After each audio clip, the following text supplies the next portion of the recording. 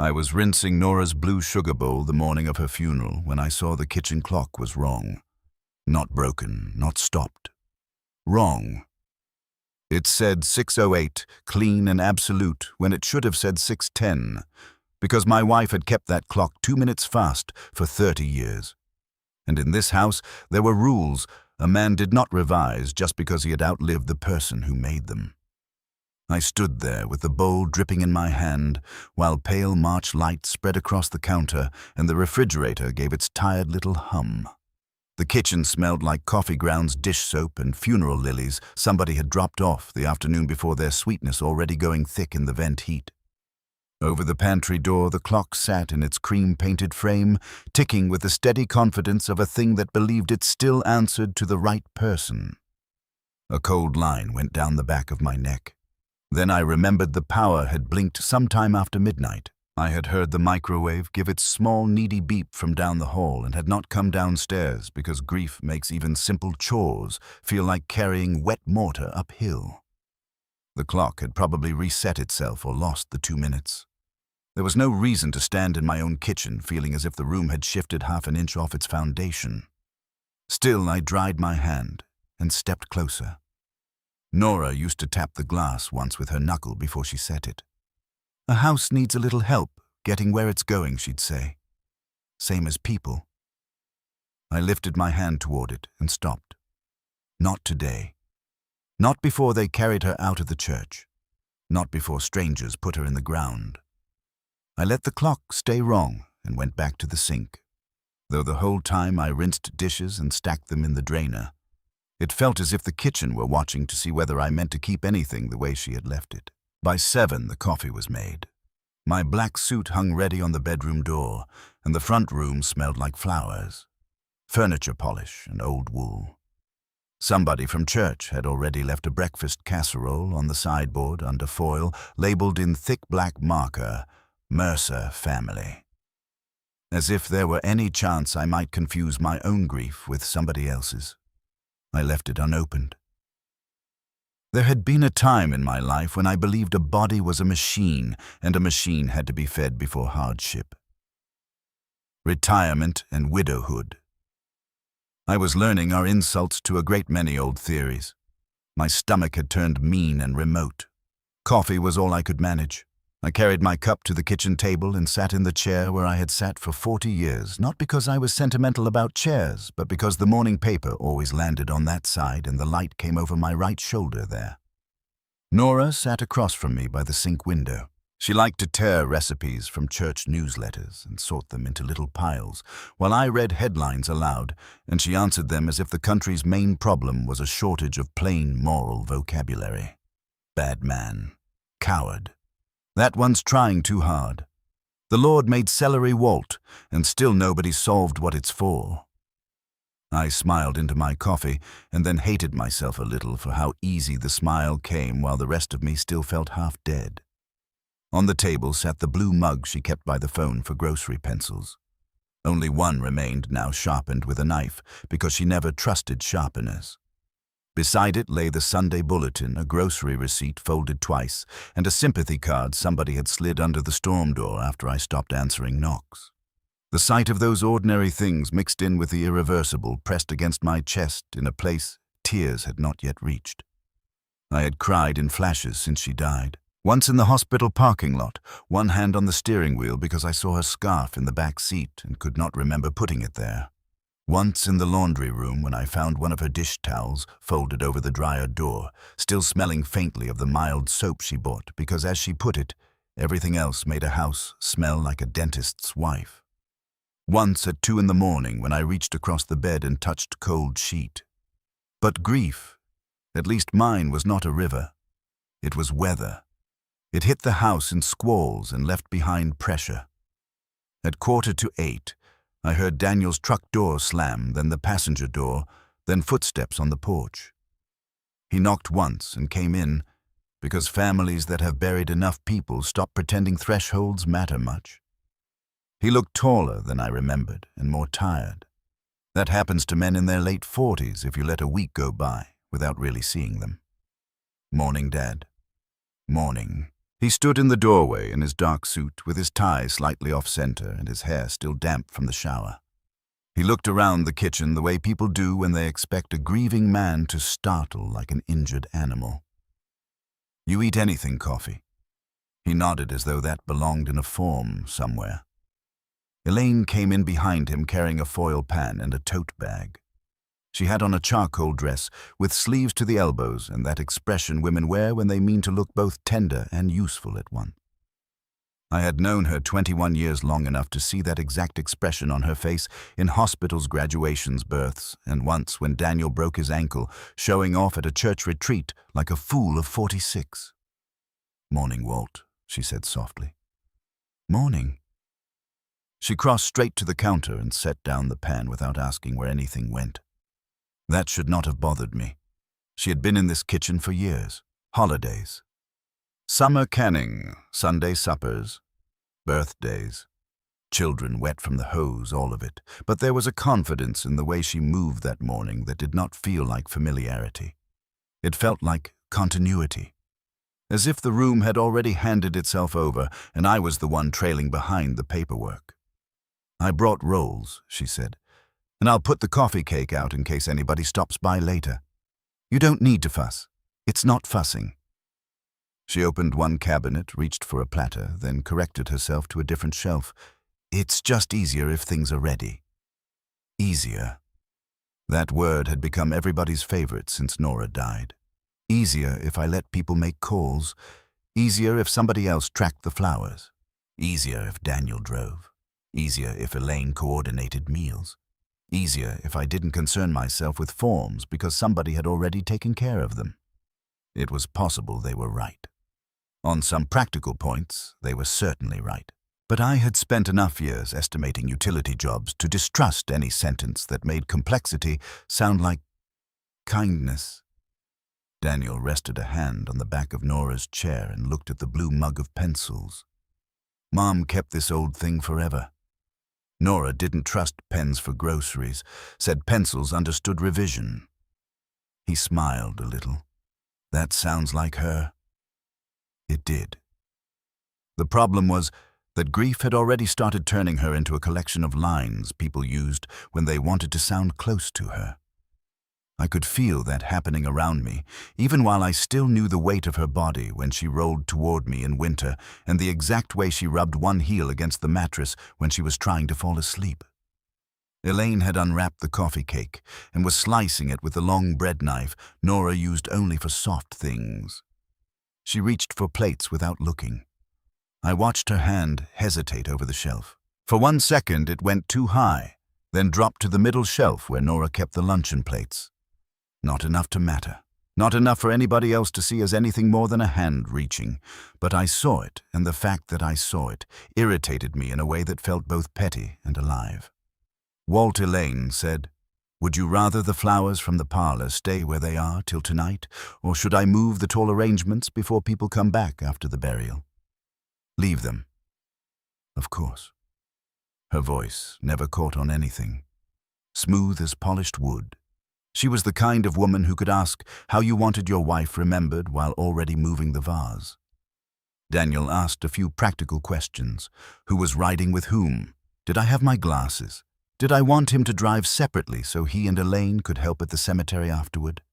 I answered what needed answering. The clock above the pantry door kept time it had no right to keep.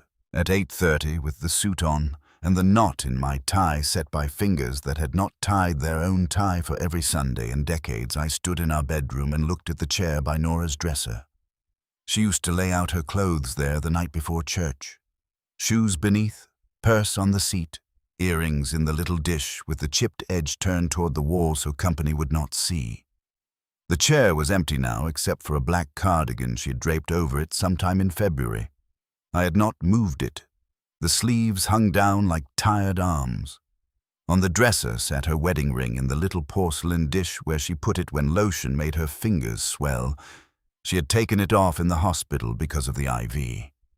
I had brought it home in my coat pocket and set it there because grief likes objects where it can watch them. I picked up the ring and put it back down.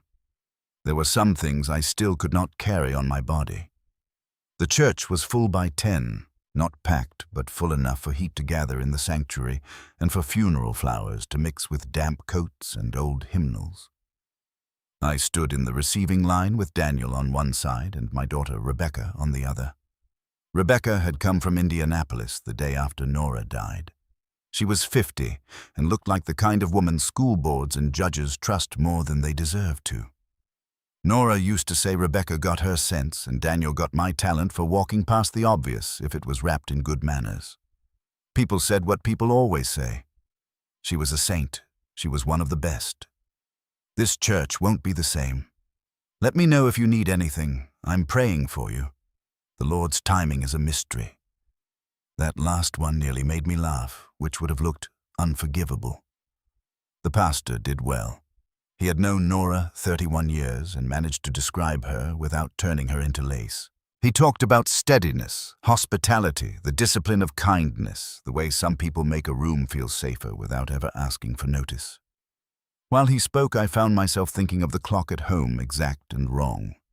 At the close of the service, they sang "It Is Well," which I had agreed to, because Nora disliked hymns that showed off. Then the pallbearers stood, the congregation rose, and the room turned from words into procedure. That was the part I had trusted. A funeral, for all its sorrow, is a machine. Paperwork, flowers, cars, straps, prayers, polished wood, dirt. Human beings have been making order around the dead a long time. The comfort is not that it changes anything. The comfort is that it puts rails beside catastrophe. I followed the casket out under a pale, hard sky. March wind rattled the bare branches and flicked at the little flags by the veterans' stones. Somebody touched my elbow to guide me toward the car. I got in, looked straight ahead, and let the world move me to the cemetery. At the graveside, the air was colder. The grass had not yet committed to green. The open grave was lined with that neat green artificial turf funeral homes use to make Earth look more civilized than it is. The casket rested over the opening on the straps, polished and solemn, while the pastor opened his book and the wind lifted one corner of the page. I remember almost nothing of what he said next, not because grief erased it, because something else entered the moment. I had my gloves in my left hand. My right was bare because I wanted skin on the wood if they let me touch it before the end. Daniel stood close. Rebecca dabbed once at her eyes and straightened her shoulders in the exact way Nora used to when she meant not to cry in public. Elaine stood 2 people back, one gloved hand at her throat. Then somebody caught my forearm. Not gently, a rough grip, quick and hard enough to stop the thought. I turned. It was Leon Bledsoe, the cemetery man. I knew him by sight more than acquaintance. Thick shoulders, weathered face, county jacket zipped to the throat, yellow carpenter's pencil over one ear. He smelled faintly of cold dirt and cigarette smoke even in the wind. His eyes went once to the casket and back to me. He leaned in close enough that his stubble nearly touched my temple and said in a voice just above breath, "That coffin is empty, old man." Then he stepped back. For 1 second, the world lost scale. The pastor was still talking. The wind still moved. Somebody behind me coughed. The polished wood casket stood there in plain sight, as obvious as a commandment. But Leon's handprint stayed hot through my sleeve. And all I could think was that no decent man says something like that to a widower at the edge of a grave, unless he is crazy cruel or sure. What I said. He gave the slightest shake of his head.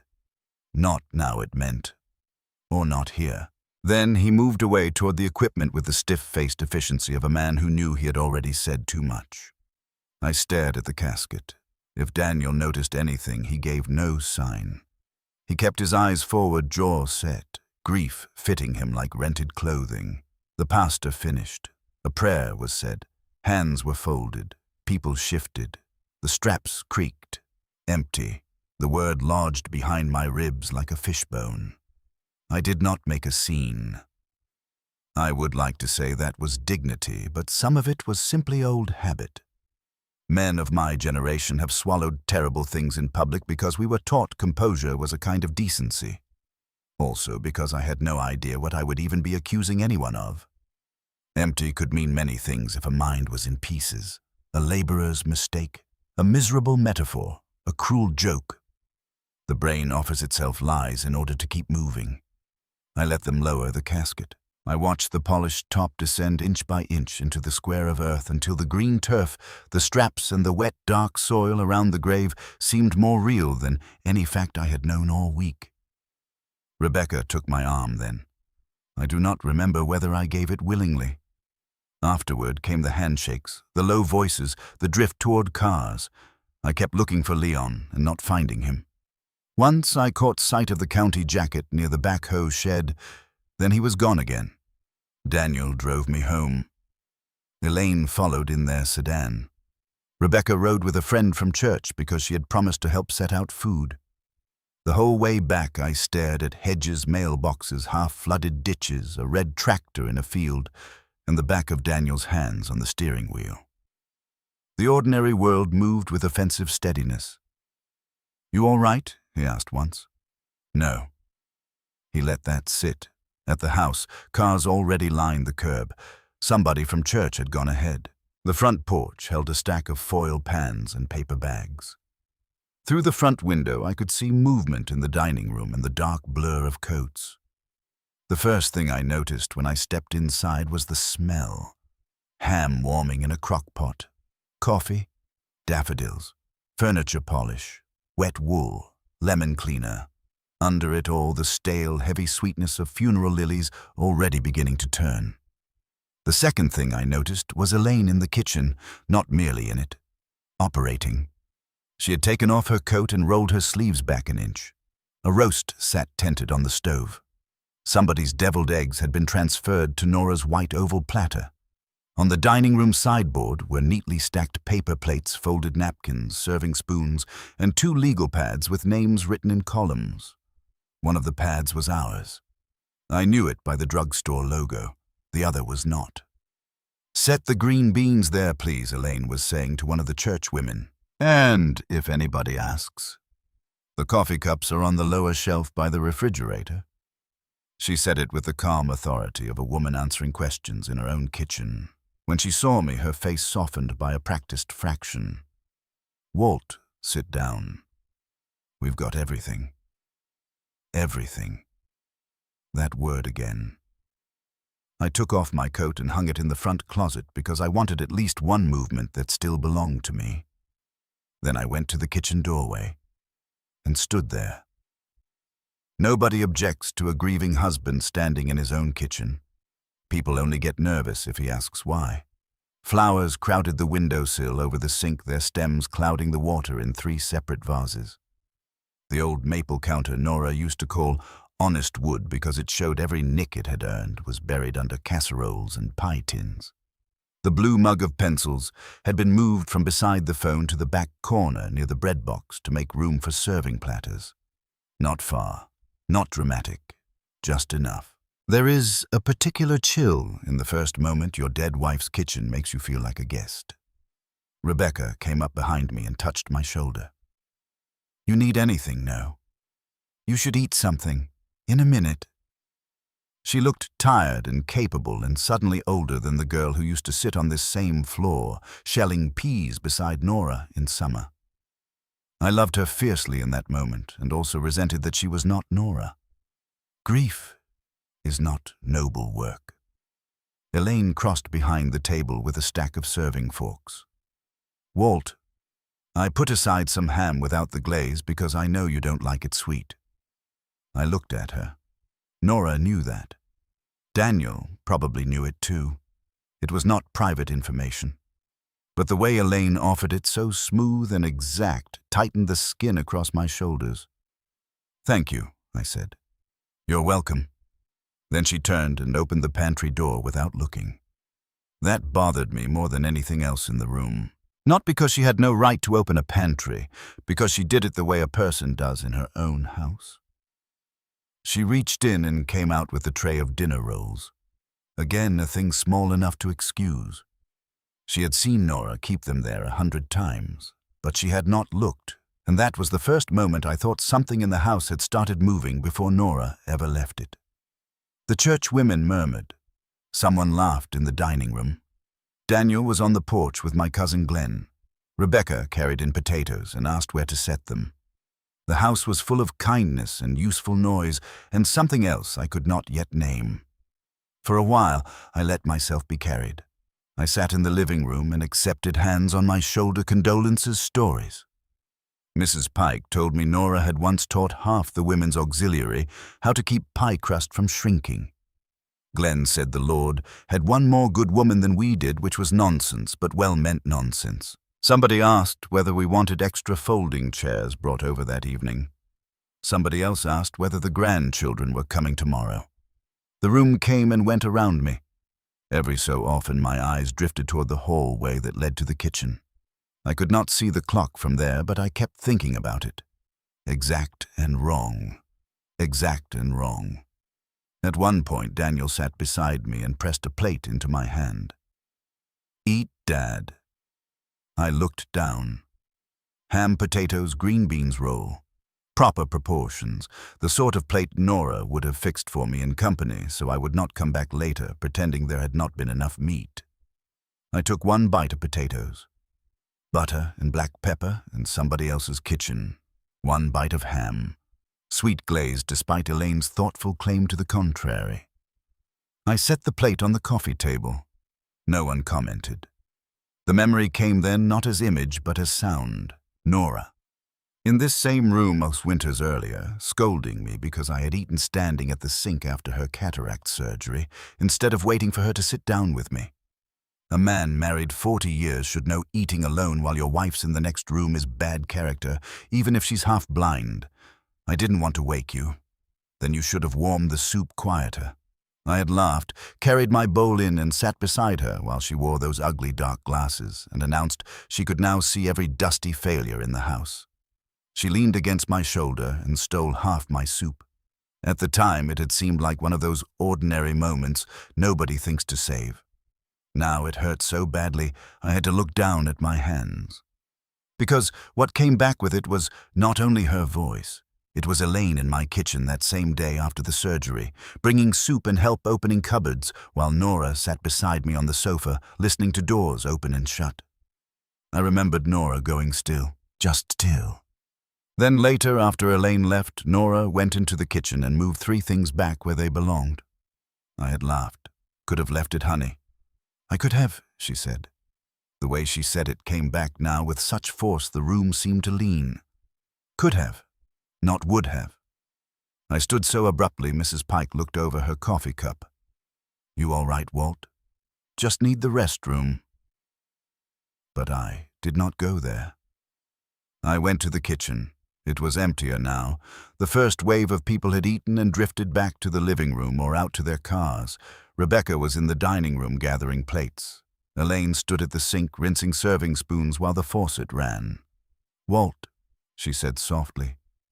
"You should be off your feet." "I'm all right." She shut off the water and turned. The sink window behind her made her face pale. "Why don't you let me finish in here?" "Not may I." "Not, do you want help?" "Let me finish." "I can dry." "That's okay, honestly." She smiled, then the kind of smile meant to remove embarrassment from another person. But before it settled, something else crossed her face. Irritation, maybe, or the reflex of a person interrupted in work she thinks of as hers. I looked at the counter. The blue pencil mug was still in the wrong corner. The dish towel was folded lengthwise instead of in thirds.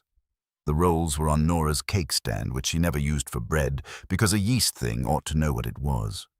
One cabinet door stood open. I could see the edge of the coffee cup shelf. "Where'd the flowers from the side table go?" I asked. "Dining room.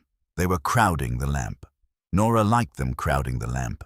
She said tables looked naked when people spaced everything out like showrooms." "I'll put them back later," Elaine added too quickly. "I just needed room. Needed. Easier. Everything. The language of practical conquest." I almost said something then and didn't. What would I say? That my daughter-in-law had folded a towel wrong on the day we buried my wife? That she stood with too much assurance in a room she had every family right to enter? Grief makes a man vulnerable not only to manipulation but to self-contempt. I could already hear how small I would sound, so I nodded and stepped aside. "Thank you," I said, "because good manners are sometimes the last religion of weak men." Her shoulders eased by a fraction. "Of course." I went out through the mudroom, instead needing air. The mudroom had once been a back porch and still kept some of that spirit-painted beadboard, a bench with cubby's hooks for coats, one rubber mat that never fully forgot old boots.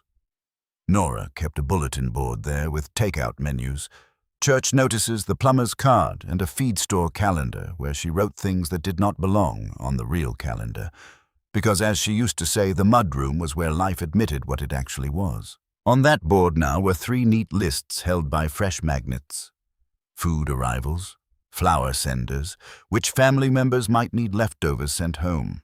Nothing wrong with that. Nothing anybody could object to. But the lists were written in black felt tip in a hand that was not Nora's, and beside each line was a little square to mark completion, as if grief were a project with an end point. The side door stood cracked open an inch to the cool evening air. I shut it and left my hand on the knob. After a funeral, a house settles strangely. Not quiet exactly. People are still in it, but the walls begin listening in a new way, as if they know something has been said over them that cannot be unsaid. From where I stood, I could hear muted voices, the clink of plates, a laugh from the dining room, and under all of it, faint but steady, the tick of the clock over the pantry door. That sound followed me the rest of the day. By 4:30, the cars began thinning. Rebecca went upstairs to lie down for 20 minutes before evening visitors. Daniel carried 2 foil pans out to the sedan and came back with his shoulders rounded from exhaustion. Mrs. Pike left with a hug that smelled of cold cream and wool. Glenn slapped my arm and told me to call if I needed anything mechanical or otherwise, which in our family passed for tenderness. Leon never came. I watched the street once from the front window, absurdly hoping to see the county truck pull up, or the cemetery man crossing the lawn with that yellow pencil over his ear and some plain, brutal explanation in his hand. Nothing. By dusk, the house had quieted enough that I could hear my own breathing in the hallway. Daniel and Elaine stayed. Rebecca came downstairs in fresh lipstick, the kind of small armor Nora taught her. We picked at sandwiches and coffee cake and leftovers. Nobody spoke much. The television stayed dark. Flowers watched from every flat surface. At 7:13, the power blinked, just once. Lights off, lights on. Refrigerator pausing and catching again. Microwave beeping from the counter. I looked up before I knew I was doing it. The clock had stopped for a beat and resumed. Exact. Still exact. The 2 minutes had not come back. The back of my neck went cold. No one else seemed to notice. Daniel rubbed at one eye. Rebecca gathered napkins. Elaine had already started toward the microwave. "I'll clear that." I stood. "I've got it." She stopped. Not dramatically, just enough. I crossed the room, pressed the microwave button to silence it, and then looked up at the clock from 2 feet away. Cream-painted frame. Fine crack in the upper right corner where Nora had once hit it with a broom handle trying to knock down a cobweb. The minute hand aligned precisely. The second hand stepping on in its small, obedient circle. Nora had kept it 2 minutes fast for 30 years. Not because she forgot. Not because she was bad with time. Because she believed a house had drifted toward lateness, the way men drift toward excuse, and a decent person did not encourage either one. I could hear her saying it. A house needs a little help getting where it's going. I turned toward the table. "Who fixed the clock?" Daniel looked up blankly. Rebecca frowned.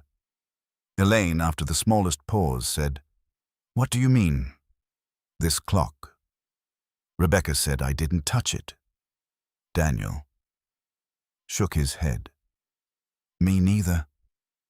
Elaine set down the dish towel. "Maybe when the power blinked last night, I don't know." "It was 2 minutes fast this morning," I said. No one answered at once.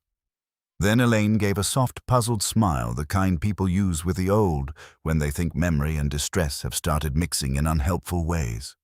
"Walt, She said, I think it's probably been exact for a while. You've had a lot on your mind. There are sentences that split a room. That was one. Because it did not only suggest I might be mistaken, it suggested Nora was already fading into folklore inside her own kitchen.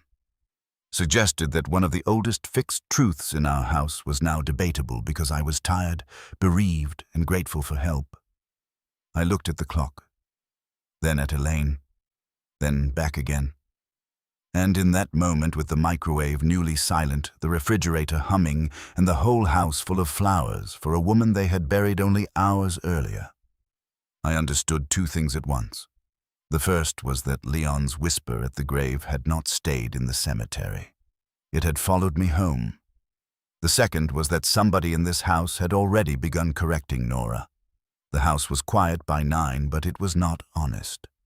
That was the first clear thought I had after Daniel and Elaine finally left, and Rebecca went upstairs in that careful, tired way of people who know sleep may not come, but mean to offer it a chance. I stood alone in the kitchen with a damp dish towel in my hand and looked at the clock above the pantry door. Exact. It had been exact at dawn, exact after the funeral, exact after the power blink, and exact now. Not broken, not drifting, not innocent.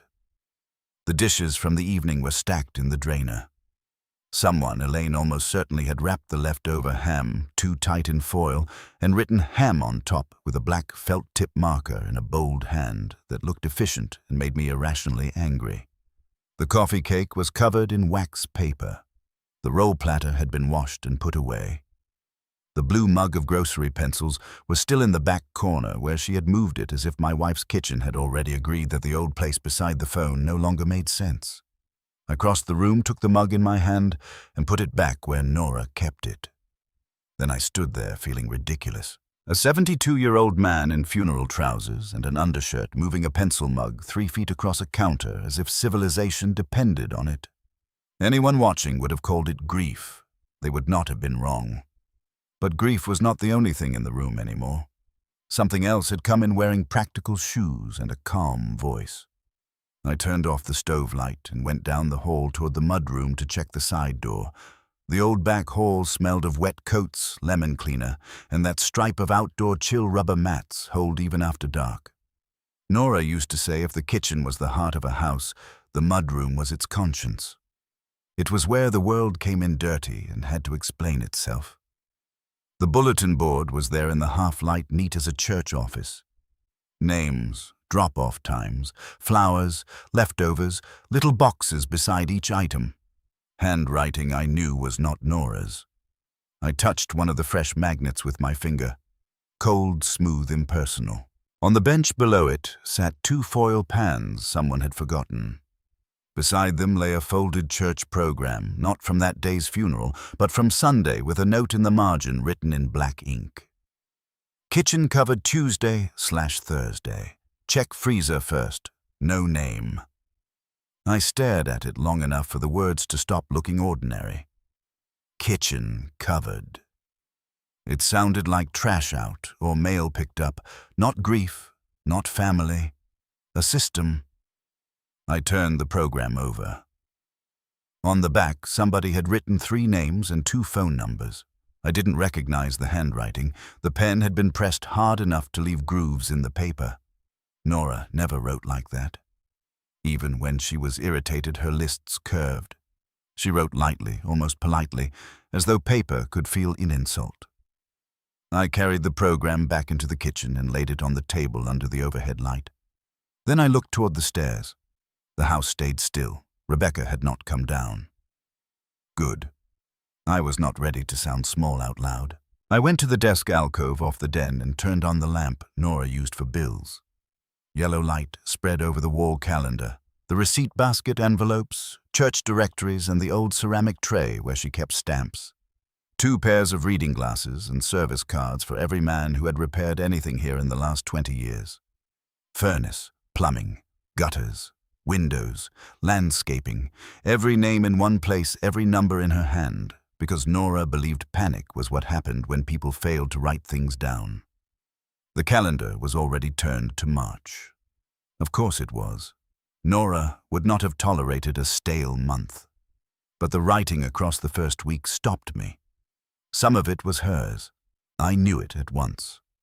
Her narrow, blue-ink script-marking choir practice, Rebecca's train, Daniel's tax appointment, and on the 5th, ham-out freezer.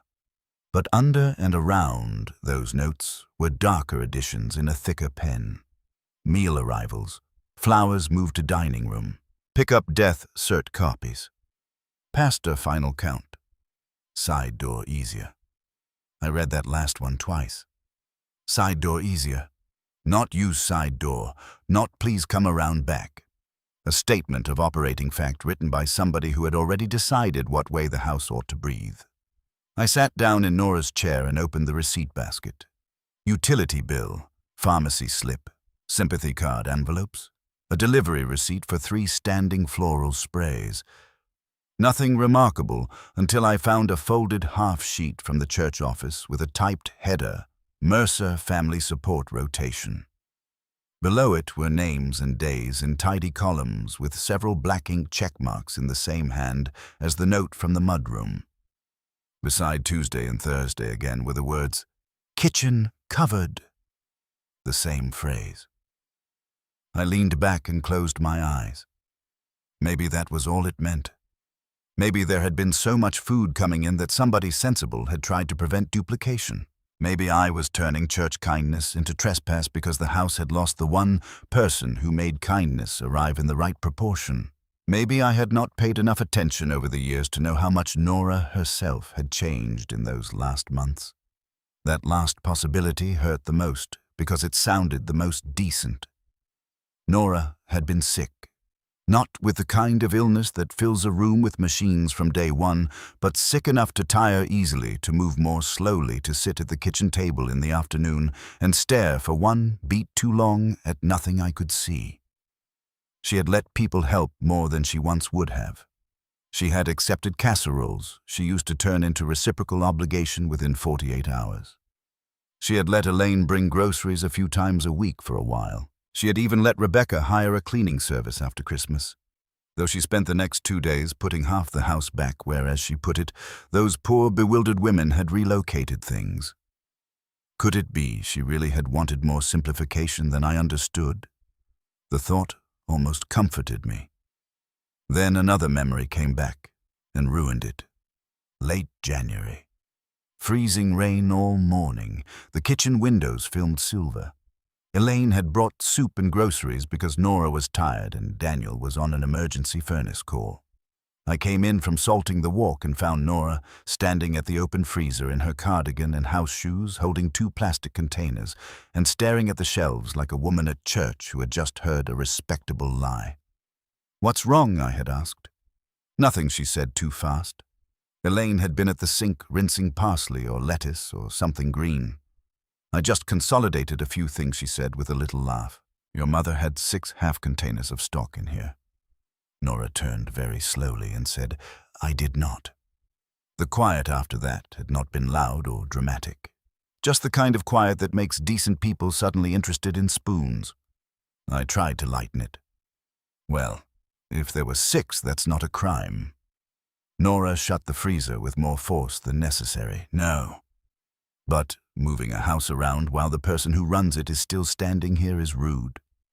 Elaine smiled in that patient, careful way of hers. "I was only trying to help." "I know," Nora said, and that had been all. Later, after Elaine left, I kissed Nora's temple and told her she was getting territorial in her old age. She looked at me then with a weariness I did not understand. "Walt," she said, "there's help and then there's practice." I asked her what in the world that was supposed to mean, and she shook her head and changed the subject to the weather. Now, sitting in her desk chair with church lists and black ink notes in my hand, I felt the blood leave my face. Practice. For a long time I did not move. Then I folded the church sheet back along its original crease, slid it into my shirt pocket, and sat listening to the clock tick through the wall. I did not sleep much that night. Rebecca heard me up once and came halfway downstairs in her robe asking if I needed anything. I told her no and sent her back to bed. After her door clicked shut, I stood in the dark kitchen drinking tap water and staring at my reflection in the sink window.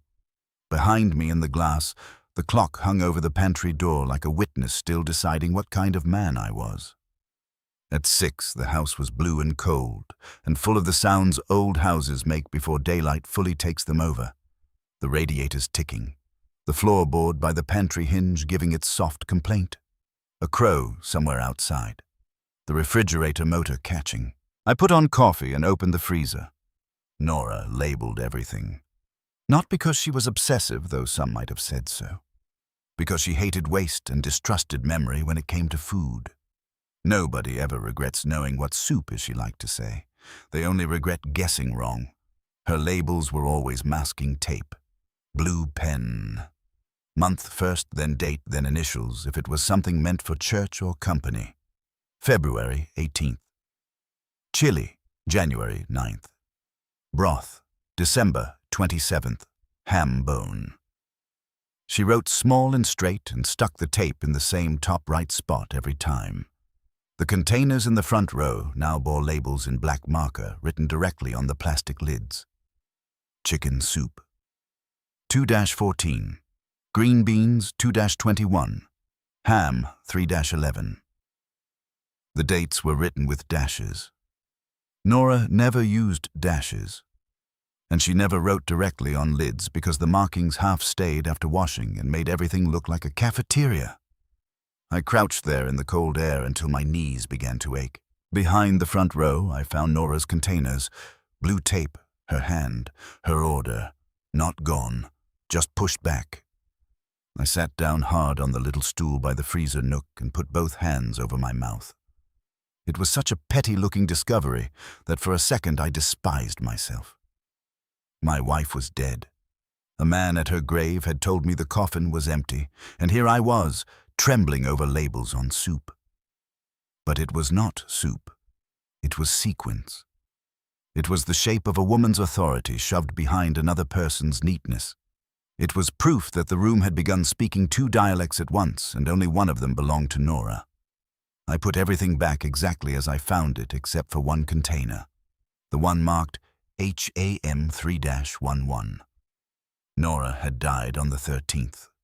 The ham in that container had to be leftovers from before the funeral, or something somebody brought in advance. But the date sat there in hard black certainty as if it had already been processed into the house before the burial ever happened. I pulled it out. Cold plastic, condensation against my thumb. The ham inside was wrapped too tightly in foil, compacted in a way Nora never did because she said pressed meat tasted like obligation.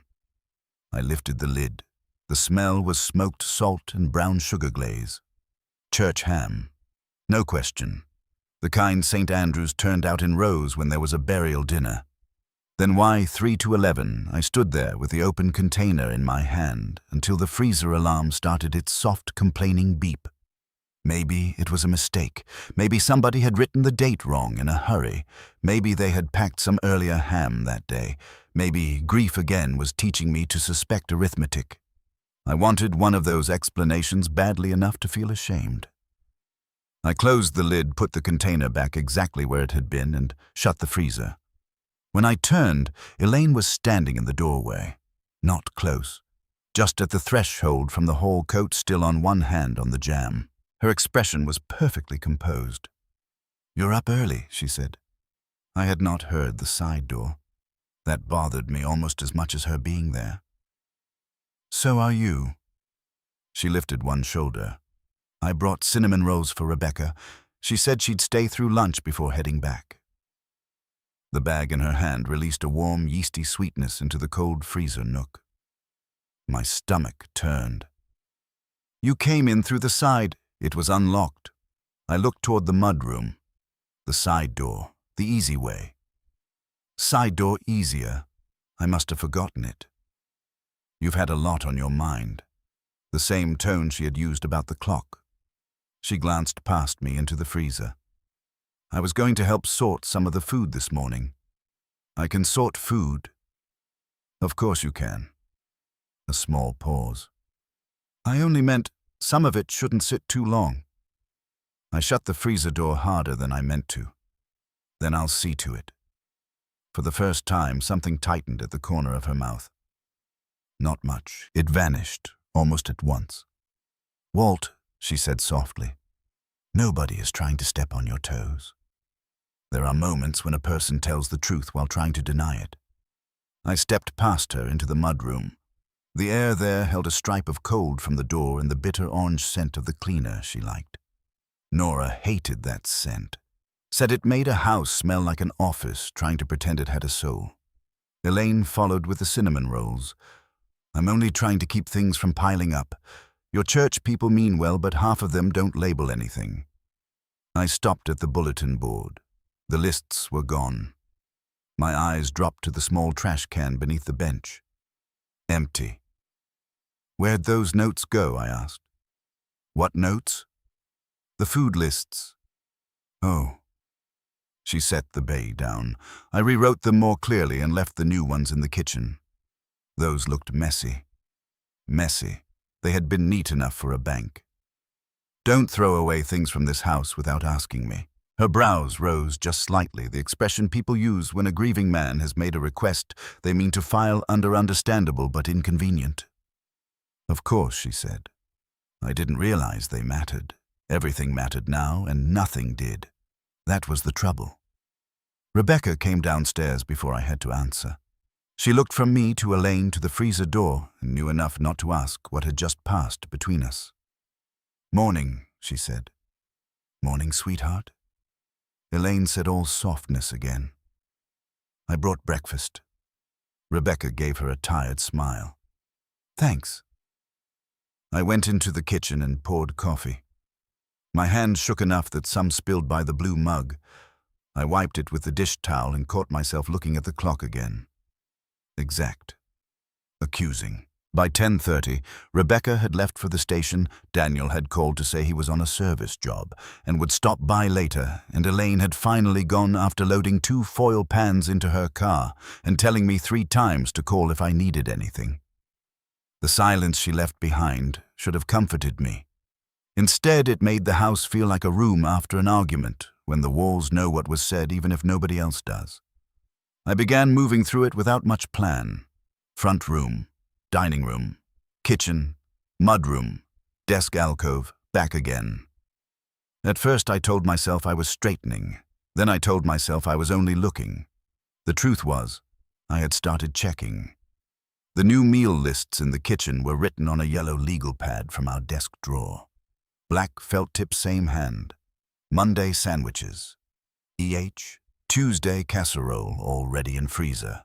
Wednesday church lady's kitchen covered. Beside Thursday was a note in smaller writing, no need for extra dessert. Walt doesn't eat sweets. I stared at that until I could hear Nora laugh. Because the thing was, I did eat sweets. Not many, but I always took 1 square of her lemon sheet cake, and every October I ate too many molasses cookies and then complained my joints ached, as if those 2 events had no connection. Nora knew it. Rebecca knew it. Daniel ought to have known it if he had ever looked up from his plate as a child.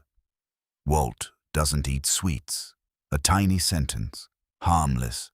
Helpful. Wrong. I sat at the kitchen table and looked around as if seeing the room from outside for the first time. The tea towels had been refolded. The sugar bowl sat slightly left of where Nora kept it, though that may have been me. The flowers on the sink ledge were arranged by height instead of by color, the way Nora did them. The butter dish was empty and on the upper shelf instead of on the counter. No. That was wrong too. Nora kept the butter dish beside the recipe box because milkmen and paperboys had become delivery drivers and furnace men and gutter cleaners, but a house still needed a place for folded bills when somebody showed up and saved it from inconvenience. She never put it in the cabinet because then money looked hidden instead of ready.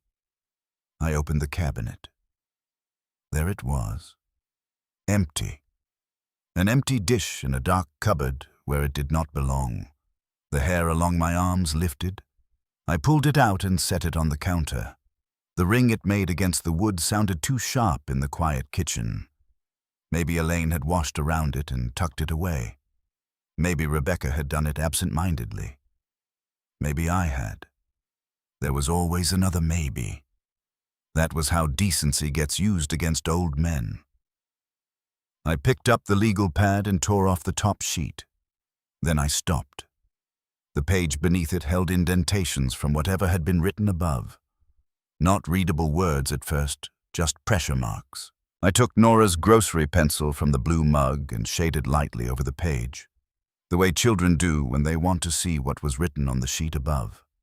Letters rose gray from the fibers. Wood covered. Ask for side door. Move flowers before luncheon. Sort pantry of time, sort pantry of time. I sat very still. Outside a truck passed. Somewhere upstairs a floorboard clicked as the house settled in the warming daylight. Sort pantry of time. Not check on Walt, not make sure he eats, not bring rolls. Sort pantry. I looked at the pantry door, then I got up and opened it. At first glance it was simply full. Jars, cans, cereal, flour, sugar tea, crackers, baking things, soup, coffee, pasta. Any guest would have called it a well-kept pantry. I was not a guest. Nora arranged it by use and sequence, not by category. Tea by the kettle, because afternoon came tired in this house. Baking powder near the flour, but not with it, because you reached for it in a different frame of mind. Pasta by the canned tomatoes, because Tuesday suppers should not require travel time. Condensed milk low, because church pie season was hard on old knees. Crackers near the soup, because sick people did not need a scavenger hunt. Now it had been arranged like a store. Teas together. Baking things together. Cans by kind. Condiments corralled. Efficient. Clean. Dead. I put my hand on the shelf to steady myself. Then, just above the flour canister, I saw a strip of old masking tape stuck to the back wall where something had once been labeled in Nora's hand and later peeled away. Only the torn end remained. She had fought this, not with speeches, not with melodrama, with labels, placements, replacements, little lines of household law written and rewritten until somebody else peeled them off. I leaned my forehead against the pantry frame. That was when the whisper came from behind me. Don't let her know you're looking. I turned so fast my shoulder hit the shelf. Mrs. Pike stood in the kitchen doorway clutching a Pyrex dish against her cardigan. Her voice had been so low it scarcely seemed part of the room. "Evelyn," I said. "What in God's name?" She stepped in quickly and lowered the dish to the table. I knocked. You didn't answer. The side door was open. Again the side door. She looked at the pantry, then at my face, and whatever she saw there must have told her she had already said too much. "What do you mean?" Her lips pressed together. She glanced toward the hall as if expecting someone to materialize. I shouldn't have phrased it that way. You did phrase it that way. She came closer, lowering her voice even more. "Walt, I don't know anything I can prove. So I'm not going to sit in your kitchen and start something I can't finish. But I am telling you what I noticed." My heart gave one hard, painful thud. "Go on." She was here a lot before Nora passed, more than folks seem to know. Mostly through the side door. I only know because my upstairs window looks over your drive, and widowhood makes a person notice other people's thresholds. Elaine. Evelyn nodded.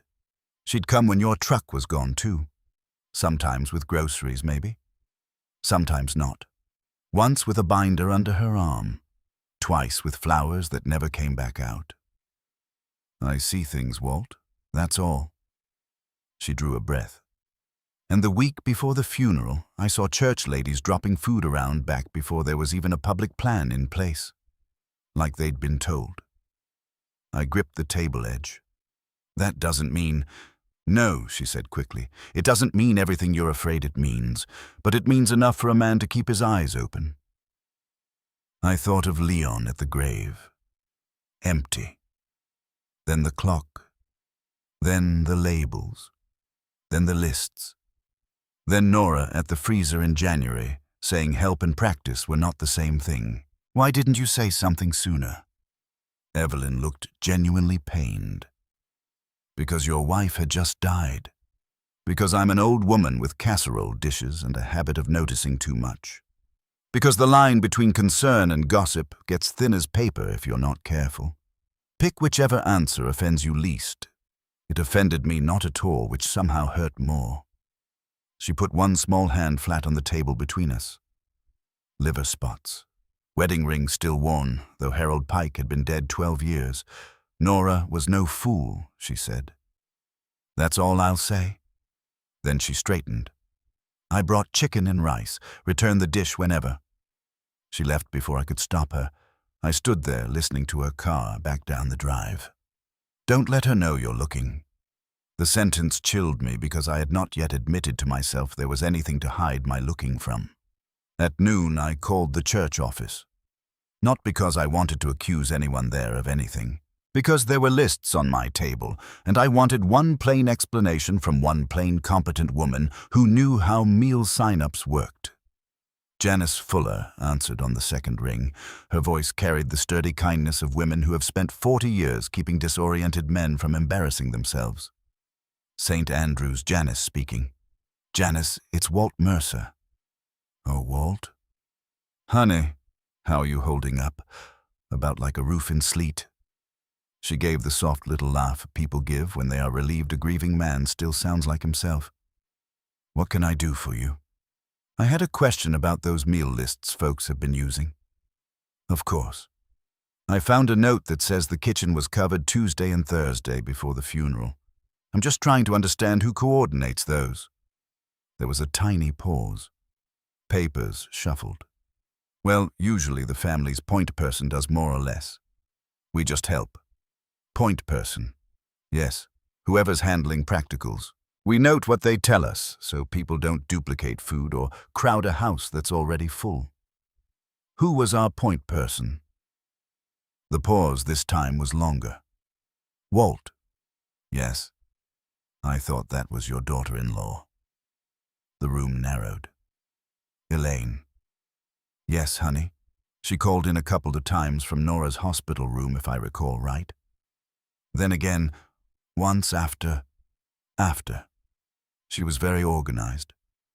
Said she wanted to spare you having to think about logistics from Nora's hospital room. I thanked Janice somehow. I do not remember what words I used.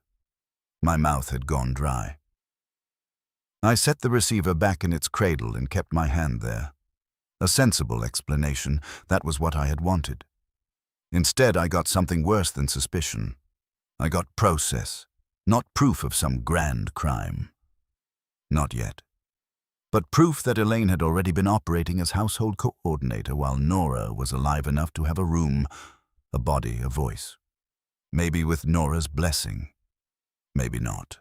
But in a role formal enough that the church office recognized it, and I, the husband, had not. That cost me more than it should have. Because Janice's calm assumption exposed not only Elaine's reach, it exposed my own absence from the practical life of my wife's dying. I sat down very slowly. On the table lay the church list, the legal pad, the shaded indentations, and the little white dish I had taken from the cabinet. Beside them, the grocery pencil rolled once and stopped. The clock ticked overhead, exact and merciless. From Nora's hospital room. A memory came back with such force I had to shut my eyes. 3 nights before she died, I had been sitting by her hospital bed with a foam cup of bad coffee. Nora was half awake, one hand resting over the blanket where her wedding ring no longer sat. Elaine came in carrying a tote bag and a sheaf of printouts. She kissed Nora's cheek, touched my shoulder, and said she had handled some church stuff and a few logistics, so Walt doesn't have to think right now. I had felt grateful. That was the memory. Not suspicious, not alert. Grateful. Nora, pale and exhausted, opened her eyes and looked not at Elaine, but at me. Don't let anybody turn this house into a waiting room, she said. I smiled tiredly and squeezed her hand. Nobody will. She closed her eyes again.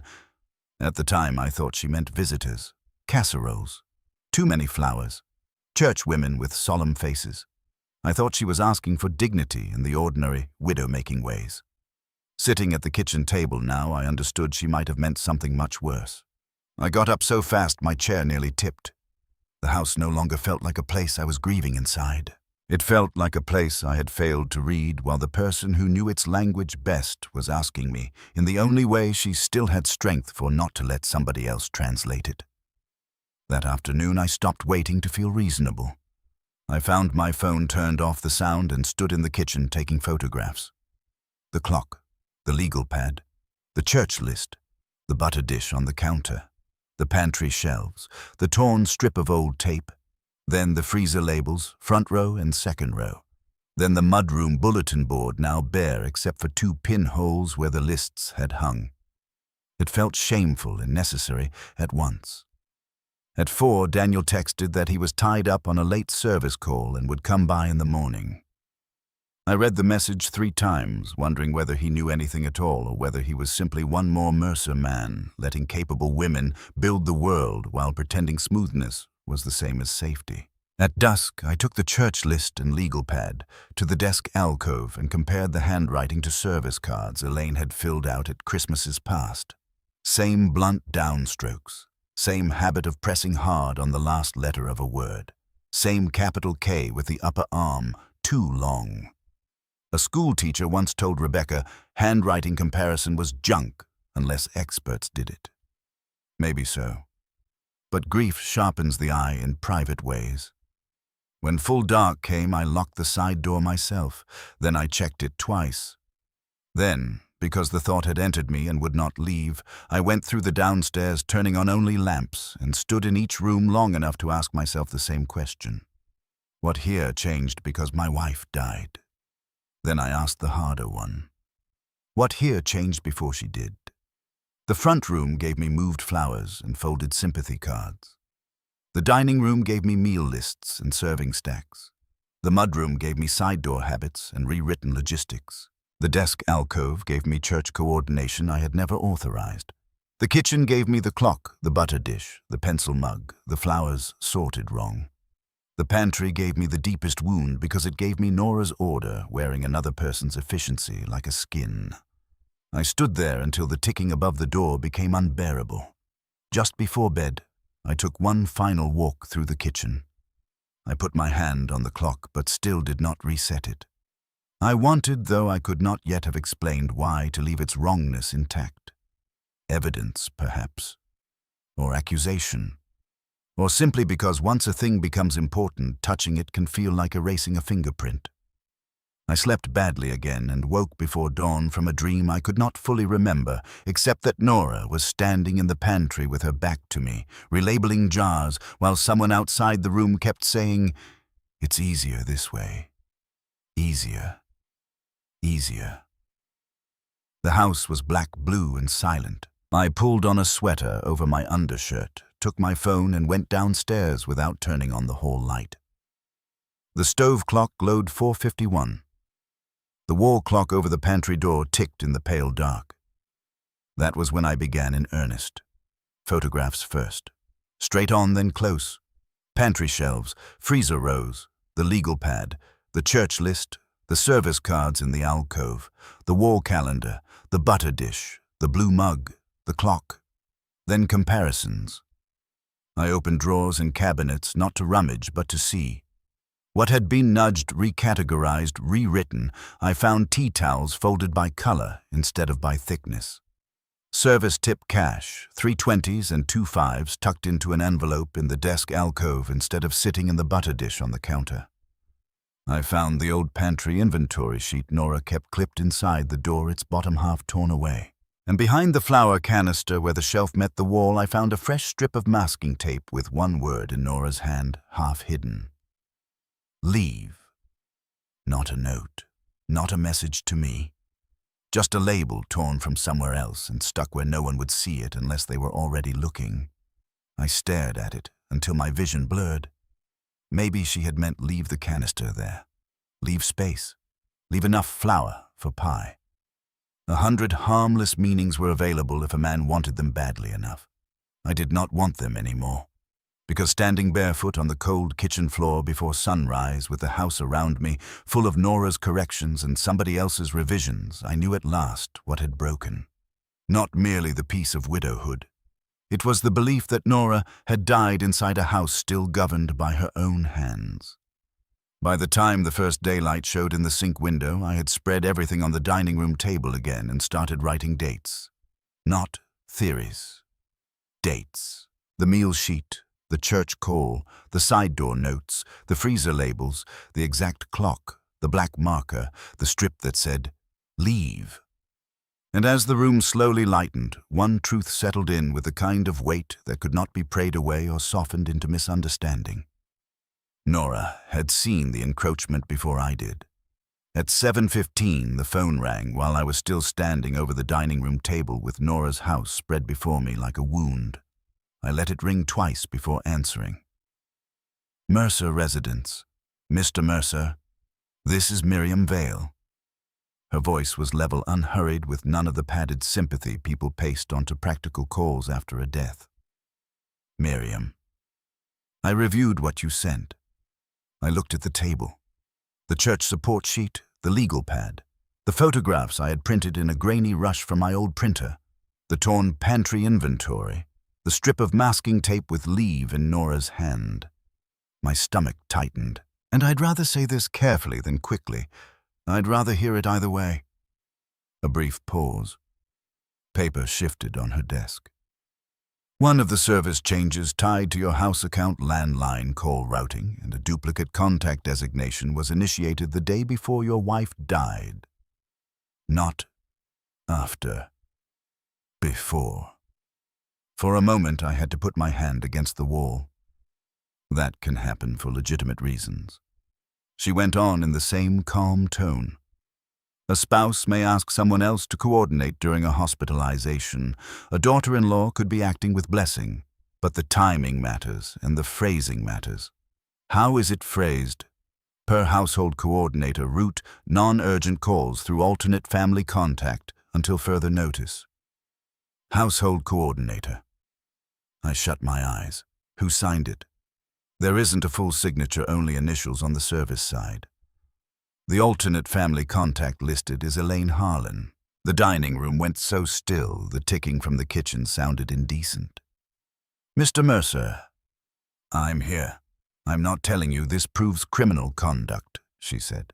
"I am telling you it proves your daughter-in-law was formally presenting herself as a household authority before your wife's death had even occurred. That is not grief confusion. That is structure." I sat down hard enough that the chair legs scraped the floor. "Miriam." "Yes. If a woman is dying and another woman starts speaking as the household coordinator, is that always wrong?" "No," she said, "not always.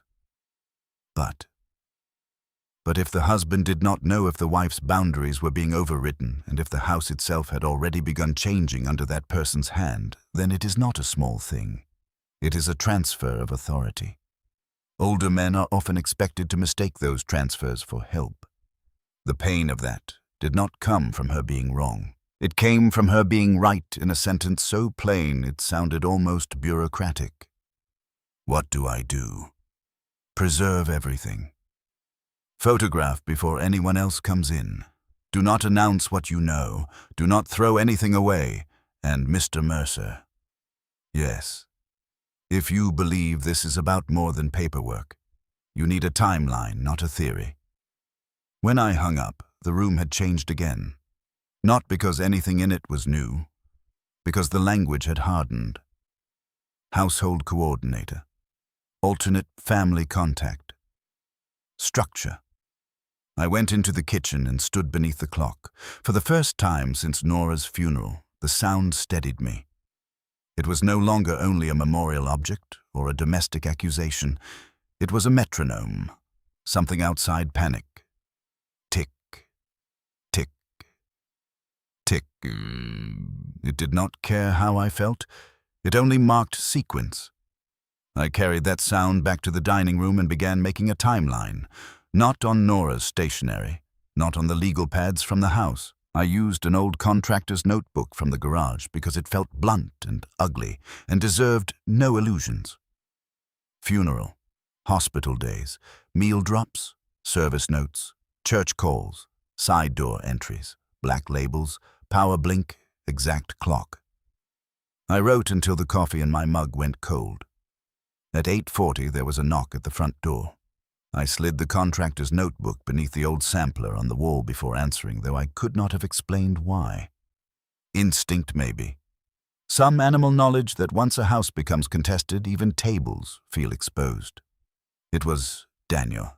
He stood on the porch in jeans and his work jacket not funeral black, dust on one shoulder, a red nick across the back of one hand, probably from sheet metal. He looked both like my son and like a man arriving from some separate country where practical things still had names. "Morning," he said. "Come in."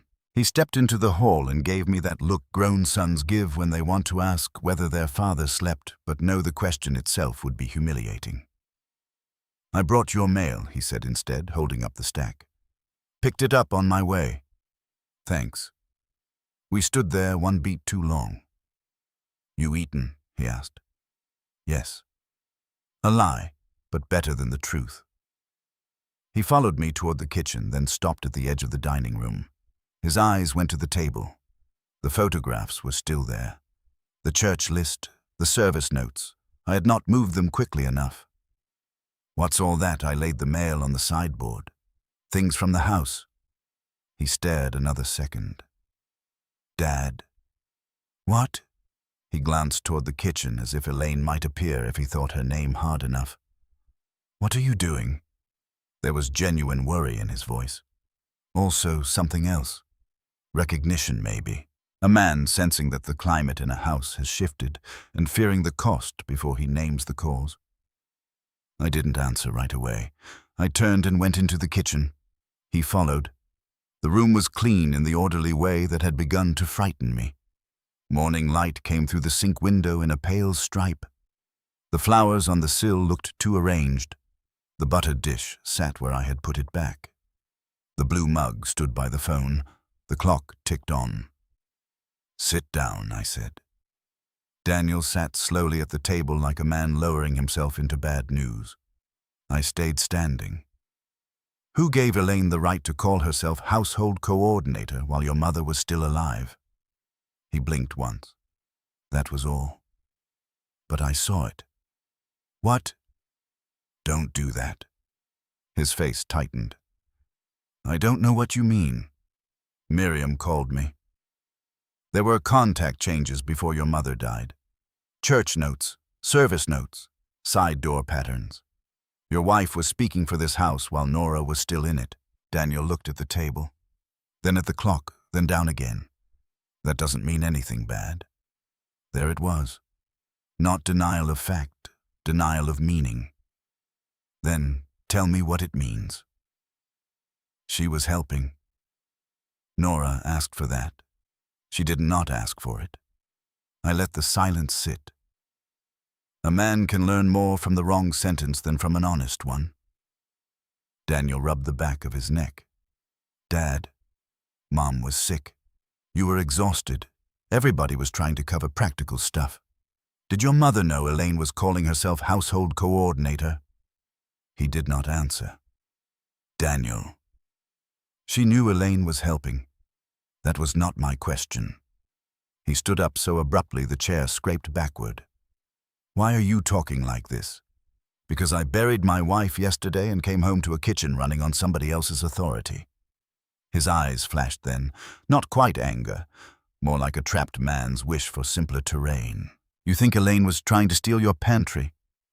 The ridicule in it hurt more than if he had shouted. "No," I said. "I think she was trying to inherit your mother while your mother was still alive." That landed. He looked at me as if I had said something obscene in church. For one moment, neither of us moved. The clock ticked. A truck passed outside. The refrigerator motor kicked on. Then Daniel sat again slower this time and put both hands flat on the table. "You're making this bigger than it is. Then make it smaller for me." He swallowed, and there it was, the first true crack. Not rage, not confession, hesitation. "Mom didn't like everybody in the house by the end," he said. "You know that. Try again." He looked at his hands. There was grease under one thumbnail. Nora would have noticed and shoved a nail brush toward him before letting him touch a biscuit. She got touchy. About what things being moved? Things, the kitchen, the freezer, bills, calls, schedule stuff. She was tired, Dad. The softness in his voice would have persuaded me a week earlier. Today it made me cold. Tired women don't write sort pantry of time on church lists. His head came up. And in that moment I knew something with such certainty it might as well have been spoken aloud. He had seen that phrase before. You knew about the lists, I said. No. You did. He stood again. God damn it, Dad. He stopped himself, maybe from old habit. Ours was not a kitchen profane family. What I asked? I'm saying you don't know what the last couple months were like.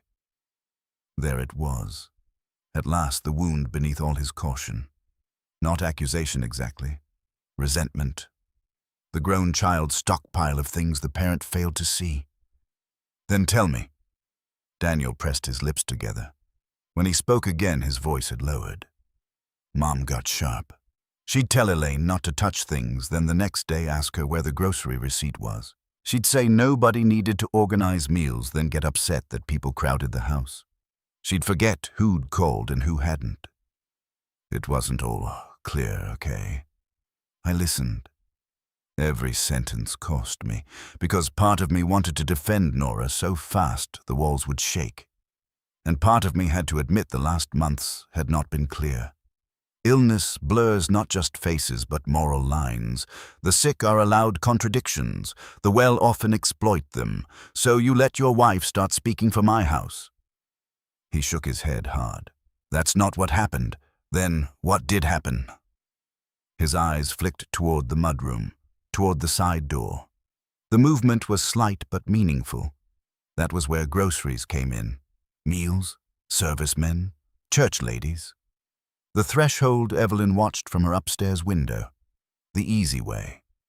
My wife had a key, he said at last. The words dropped into the room with actual weight. I had suspected it already. Still hearing it from him felt like a hand closing around the back of my neck. Nora gave it to her. Daniel hesitated. When I asked. A while back. That is not an answer. He exhaled through his nose. Not exactly. Not exactly. She used the spare. The spare in the mudroom drawer. His flinch told me I had hit the right place. She knew eventually, and she objected. She thought it was too much. Did she tell Elaine that? A pause. Yes. And Elaine kept coming. She was trying to help again. That sentence. Less explanation than creed. I looked at my son and saw with terrible clarity the resemblance I had missed for years. Not in the face, in the weakness. He had inherited from me the urge to let a competent woman smooth conflict away and call that peace. In me, it had turned to blindness. In him, it had turned to complicity. I stood. Go home. Dad, go home. He half reached for me, then dropped his hand. Please don't do something stupid. I laughed once, and it did not sound like me. The stupid thing, Daniel, was letting another person start replacing your mother while she was still asking you not to. He stared as if I had struck him. Then he picked up his jacket and left through the front door without another word. I listened to his truck start. Then I went into the mudroom and opened the drawer beneath the bench. Flashlight, dead batteries, garden twine, 2 takeout menus, an old dog leash. No key, of course. If it had been there, it wasn't now. I shut the drawer and stayed bent over the bench until the trembling passed through my hands. That afternoon I drove to Miriam Vale's office. It sat over a tax preparer and beside a vacuum repair shop in a small brick downtown building that had seen better decades and resented newer ones. The hallway smelled of paper radiator heat and whatever chemical old carpet uses to delay surrender. Miriam opened her office door before I fully knocked, as if she had been expecting the shape of me. Mr. Mercer. Miriam. She stepped aside. Inside the office was spare and orderly, without looking cold. 2 file cabinets, 1 broad desk, a framed print of a winter river. No sentimental clutter. A woman who liked things clear and had probably spent years watching grief turn objects into theater for people who wanted to appear tender. She offered coffee. I declined. She offered water. I took it because my mouth felt lined with dust. I brought copies. She opened the folder and reviewed the photographs, notes, and church papers with the same calm attention a surgeon gives a wound before deciding whether to cut. No gasps, no moral performance, just the occasional quiet flattening of one page beside another. Finally, she looked up. "What did your son tell you that startled me?" "He told you to ask that?" "No. But this has the shape of family-enabled overreach, and sons are often the hinge." I let out a breath that felt almost like anger. He admitted Elaine had access to a spare key, that she was coming and going while Nora didn't fully know, that she was handling practicals. "Did he say whether your wife objected?" "Yes." Miriam nodded once. Not satisfaction. Confirmation. Then she tapped the church support sheet. This matters because it shows Elaine was not just making herself useful in private. She was coordinating narrative and access in a semi-public way. Once other people start taking instruction from the household coordinator, control becomes self-reinforcing. Control? Yes. The word settled in me differently than household coordinator. Harder. Cleaner. She was organizing meals, I said, hearing my own resistance. "People do," Miriam agreed, "but look at the language. Kitchen covered, sort pantry of time. Ask for side door. Those are not the notes of someone dropping by twice with soup. That is an operating system." Operating system. I thought of the pantry, the exact clock, the service cash moved to an envelope, the side door easier, the way Elaine answered questions in Nora's kitchen before they had finished being asked. Miriam placed the church paper beside the service routing note. "The issue is not that your daughter-in-law is competent," she said. "The issue is that she began acting as if competence conferred authority, and everyone around her found it more convenient to accept that than to ask whether the woman who actually ran the house agreed." I looked at the Winter River print because it was easier to look at frozen water than at my own life reduced to a sentence. I should have seen it. That is not the most useful sentence available to you right now. It's true. "It may be," she said, "but guilt is not evidence." I almost smiled. Nora would have liked her. What is useful? A timeline. Witnesses. Access history. Service records. Anything that shows this wasn't grief-time improvisation, but a transfer of household control already underway before your wife died. Transfer. The house seemed to tilt again. I left her office with a list written in her square, practical hand. Preserve, compare. Identify, do not warn, secure copies. Note every access point, locate independent witness. Determine whether any service or household authorizations were linked to the house after Nora objected. That last phrase was mine, not hers, but by then the shape of it all was clear enough that the whole house felt as if it had been waiting to be read. I began with access points. Front door, mostly for family and polite guests. Kitchen side door through the mudroom, for workmen, groceries, church ladies carrying too much children with muddy shoes and people who already believed they belonged enough not to ring. Back sliding door to the patio, usually locked, often sticky. Garage side entry less used since retirement. I moved through each one with my notepad, photographing locks, strike plates, key hooks, even scuff marks on the thresholds, because once a house feels contested, every inch of it starts offering testimony. The most memorable moment came near dusk. I was in the mudroom, kneeling by the bench and photographing the drawer. Daniel said the spare key had been when I heard the side door latch move. Not a knock. Not the bell. The soft metallic click of somebody using the handle. Then the door eased inward half an inch and stopped against the chain I had looped across it 15 minutes earlier. My whole body went cold. For one beat, there was no sound at all. I remained kneeling, phone in my hand, hardly breathing. Through the narrow gap, I could see only a strip of grey daylight and the edge of a coat sleeve. Then Elaine's voice, calm and low, as if she was speaking to a child napping in the next room. "Walt, it's me." I did not answer. The gap held. Walt, still, calm. No rattle. No apology for nearly walking in. No surprise at the chain. I stood slowly, every joint loud in my own ears, and crossed to the door. I did not open it fully.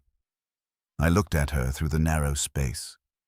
She stood there holding a canvas grocery bag and a casserole dish under one arm. Hair smooth, coat buttoned, face composed. "The chain's on," she said. "Yes." A tiny silence. "I brought soup." "I didn't ask for soup." "No." Her expression didn't change. "You usually don't ask."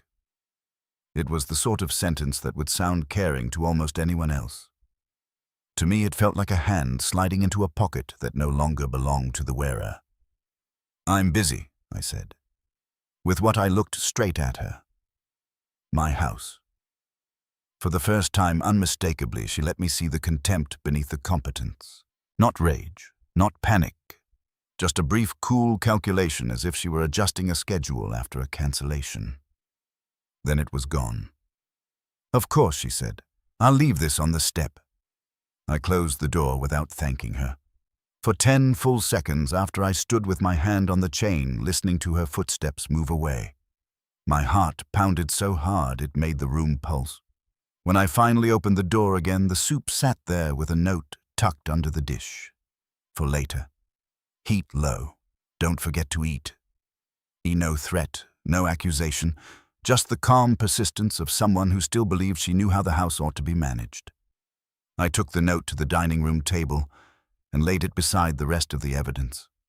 Then I sat in the growing dark until the clock in the kitchen began to sound like a second pulse. By evening, the house no longer felt wrong merely because things had been moved. It felt watched by intention, not in any supernatural nonsense way, in the way a room feels after someone has measured it for furniture you never bought. The side door was no longer a convenience. It was a route of entry with a history. The mudroom drawer was no longer a junk drawer. It was where access had been borrowed and excused. The desk alcove was no longer Nora's paperwork corner. It was a battleground where another hand had started speaking household language. The pantry was the deepest wound of all. Order wearing a disguise. Around 8, with full dark settled and only 2 lamps lit, there was another knock. Not the side door this time. The front. 3 short taps. Evelyn Pike. She came in carrying no casserole, which meant business. "I thought maybe you could use this," she said, taking a small spiral notebook from her cardigan pocket. The cover was blue softened at the corners. "Church supply quality." Her fingers lingered on it before she handed it over. "What is it?" "Dates," she said. "I started writing things down after Harold died because people got strangely efficient around my garage. And one day, I couldn't find the ladder he'd used for 20 years, taught me to keep notes. I opened it. Her handwriting was tight and old-fashioned. Short entries, weather, names, times. February. 22nd. Elaine at Mercer side, door. 10:15. No. Daniel Truck. February 26th. Church ladies' trays around back. March 1st. Flowers in/no flowers out. March 4th. Elaine with binder, 9:40. March 6th. Side door open when I passed bins. March 10th. Daniel Truck, 7:10 p.m. Elaine car later. March 11th. 2 women with food/around back. My eyes fixed on the last line. March 11th. The date on the black markered ham container. Evelyn watched my face and said quietly, "I know what day that is." I turned the page. More dates. Not every day. Enough days. A pattern, not obsession. "You kept all this." She lifted one shoulder. "A widow notices thresholds." I read the pages again. Each note was small by itself. Together, they had weight. "What made you start?" She looked toward the kitchen. "Your wife stopped waving to me from the sink window," she said. That's the plainest answer. She was still upright some days, still in there, but the side door traffic picked up and she stopped waving. I couldn't tell if she was tired or angry. Then one afternoon she came to the mailbox and said very polite, "Evelyn, if anybody asks, I still know where my own cinnamon is." I stared at her. She said that Evelyn nodded. I told myself it was a joke.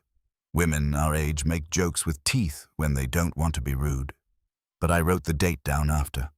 My throat tightened so fast I had to look away, because I could hear Nora saying it, dry as dust, polite as a blade. And I knew exactly what I would have done if she had repeated it to me at supper. I would have laughed, told her she was getting territorial, missed the plea again. Evelyn touched my shoulder once. I should have spoken sooner. "No," I said. "You spoke when you had something to stand behind." She left the notebook with me. After she was gone, I laid it on the table beside Miriam's notes and the church papers. The pattern was no longer vague. It had weight. March 11th, women with food around back, and the ham container in my freezer labeled Ham 3-11 in black marker before any funeral leftovers should have existed. I went to the freezer and pulled the container out again. This time I looked under the foil. Church ham, yes. But beneath the slices was a deli sheet folded over itself, the kind grocery stores put between cuts of meat. On the corner in blue pen, Nora's hand, were 2 words. For Daniel. I gripped the counter. This wasn't funeral ham. This was a portion Nora had set aside before she died. For Daniel. Labeled in her way once, then relabeled in black marker and pushed into the front system later. Somebody had overwritten even that. I set the container down and bowed my head until the dizziness passed. Then I did the simplest, deliberate thing I had done all week. I took every black-markered container from the front row and lined them up on the counter. Then I photographed them beside Nora's blue-taped containers from the back row. Front system, back system, replacement and original, calm and devastating. After that, I went to the desk alcove and found the church directory. I looked up the hospital chaplain's office, not because I needed prayer, but because I wanted one more date. Janice had said Elaine called church support from Nora's hospital room. I wanted to know what day family support had been formally discussed there. The chaplain's assistant, after some polite confusion, confirmed there had been a family coordination call on the 11th while Nora was still admitted and resting. She could not tell me more, and I did not ask. The 11th again. Food around back. Family coordination call. Black markered ham. For Daniel underneath. Not coincidence. Sequencing. By the time I went upstairs, I was no longer wondering whether I had imagined anything. I was wondering how much of the house had already been taught to cooperate before I understood there was a contest. I did not undress. I sat on the edge of the bed with Evelyn's notebook and the church papers in my hands, looking at Nora's chair by the dresser. The black cardigan still hung there. Her wedding ring still sat in the porcelain dish. The room smelled faintly of cedar sachets and cold cream. I thought again of the hospital. Nora looking at me and saying, "Don't let anybody turn this house into a waiting room." I'd heard aesthetics in it. Dignity. Fatigue. I had not heard warning. What kind of husband misses the difference? An old one, apparently. A decent one, a blind one, all 3. I slept less than 2 hours. At 4:50, before the first grey showed in the windows, I was back downstairs. The kitchen greeted me with its exact clock and its altered calm. I switched on only the stove light and the lamp in the desk alcove. The house felt less like mine in darkness, more like a place I was searching after closing time. I laid out the evidence again, this time in sequence. Evelyn's notebook, the church support sheet, the legal pad shading that revealed sought pantry of time, the call routing note with Elaine listed as alternate family contact, the photographs of the freezer rows, the exact clock, the pantry, the ham container and the deli sheet with "For Daniel" in Nora's hand, the strip of masking tape with leave. I still did not have enough to accuse Elaine in a way that would survive daylight and family loyalty. But I had enough for a different kind of truth. Enough to know this wasn't misunderstanding enlarged by widowhood. Enough to know my son had not merely failed to notice. He had chosen convenience over a boundary and called it peace. Enough to know Nora had seen the encroachment, named it as best she could, and died before I learned how to listen. And most dangerously, I had enough to expose Elaine.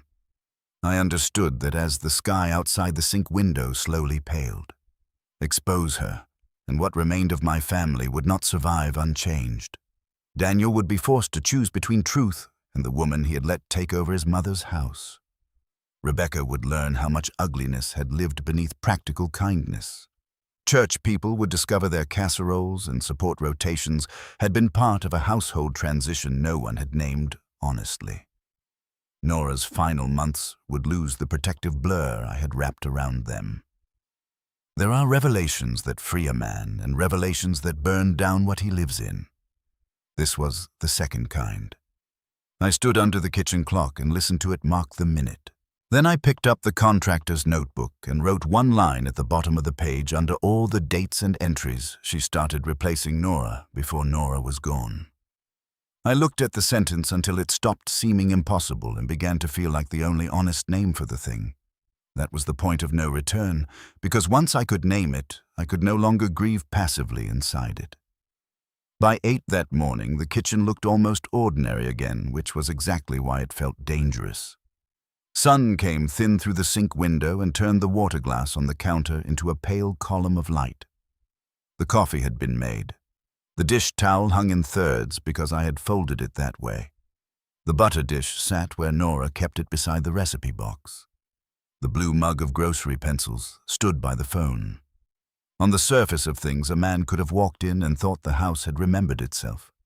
But the dining room table beyond the archway held the truth in rows.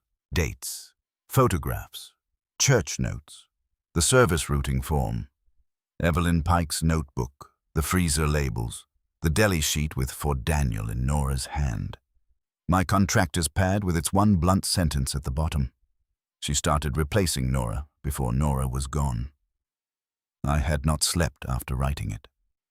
I had sat in Nora's kitchen until the first school bus groaned somewhere 2 streets over and a dog barked, and the house, which had felt contested for 2 days, began to quiet around something harder than grief. I did not want drama. I wanted sequence. Truth in the order it had been violated. Nora had spent a lifetime making order out of everything that threatened to turn feral weather: children, church suppers, busted faucets, power, blinks, flu seasons, me. To defend her now with spectacle would have been another betrayal. The house had been misused in the language of help. It had to be reclaimed in the language of plain fact. At 8:20, I called Daniel. He answered on the 3rd ring over truck noise. "Dad, I need you here at noon." A pause. "Why?" "Because I'm done being spoken around." Another pause longer. "Is this about Elaine?" "This is about your mother." The truck noise dimmed. "I've got 2 calls this morning. Then finish them and come. Dad, bring her." I hung up before he could decide whether courage might be less convenient than delay. Then I called Rebecca. I told her I needed her there too. She did not ask many questions. She had her mother's sense in that respect. When a room had started tipping, she did not stand in the doorway asking the floor to explain itself. At 10, I drove back to Miriam Vale's office. I had not planned to see her again so soon, but family systems defend themselves with tone faster than they defend themselves with fact. Elaine would have tone. Daniel would have tone. There would be patient phrases, appeals to context, little efforts to tuck the whole thing back inside grief where it could rot quietly. I wanted one more thing before noon, a clean procedural line nobody could soften with concern. Miriam saw me without appointment.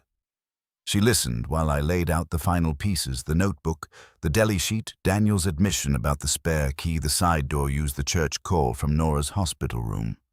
When I finished, she leaned back in her chair and folded her hands over one knee. "What do you want from today?" she asked. The question was more serious than anything else she had said so far. "I want the truth said where it belongs. That isn't the same as asking what remedy you want." I looked at the Winter River print on her wall and then back at her. "I want no one speaking for my house again without my consent. I want anything tied to accounts, routing services, church coordination, whatever else they touched, put back in proper order. I want a written record that those changes were not authorized by me. And I want my son to hear what he let happen in a room he can't walk out of, pretending it was kindness." Miriam nodded once. "That's reasonable." Reasonable. The word almost made me laugh. It felt too small for the shape of what had been done. But maybe that was the point. Justice in real life is often the work of making the outrageous answer to paperwork. She opened a drawer and took out a sheet she had already drafted. I prepared a temporary revocation notice for any non-spousal family handling of house-related service contacts, pending estate clarification. It's narrow, but it will do what you need for now. I also wrote down the dates and source confirmations as you relayed them with a line for your signature if you want a contemporaneous record. I looked at the page. "You already did this. I suspected you would need it.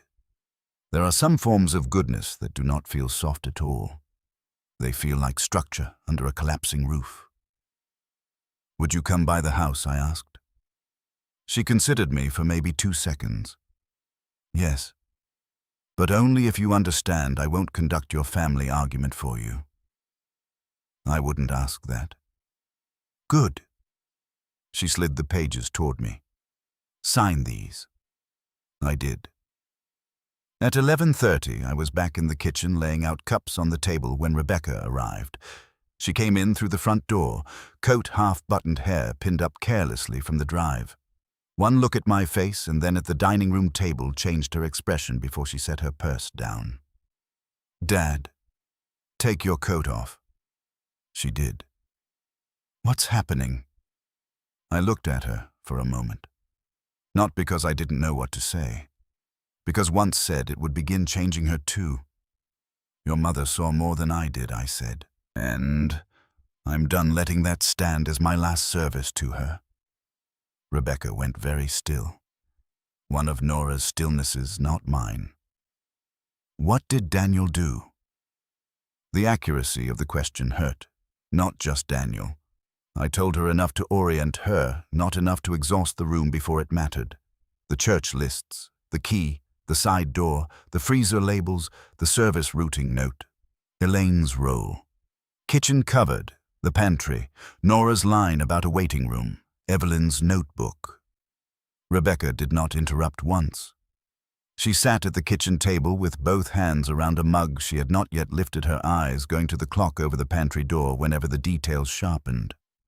When I finished, she set the mug down very carefully. "I thought Mom was being hard on Elaine near the end," she said. "I did too. She called me one night in February and said, 'Your sister-in-law wants to manage me in installments.' I thought she meant meals, or visitors. I thought she was being dry. The room thinned around the edges. She said that. Rebecca nodded. I told her to let people help where they could." She swallowed. "I actually said that. I thought I was defending you." I sat down opposite her. We were close to tears, both of us, which can be more dangerous than if the tears had already come. Tears release. Near tears tighten. "She was trying to tell us," Rebecca said. "Yes. And we made her sound difficult." "Yes." Her face folded then, not into ugly sobbing, just into the worst kind of adult pain, the kind that makes a person look suddenly like the child she was before she learned how to be composed in public.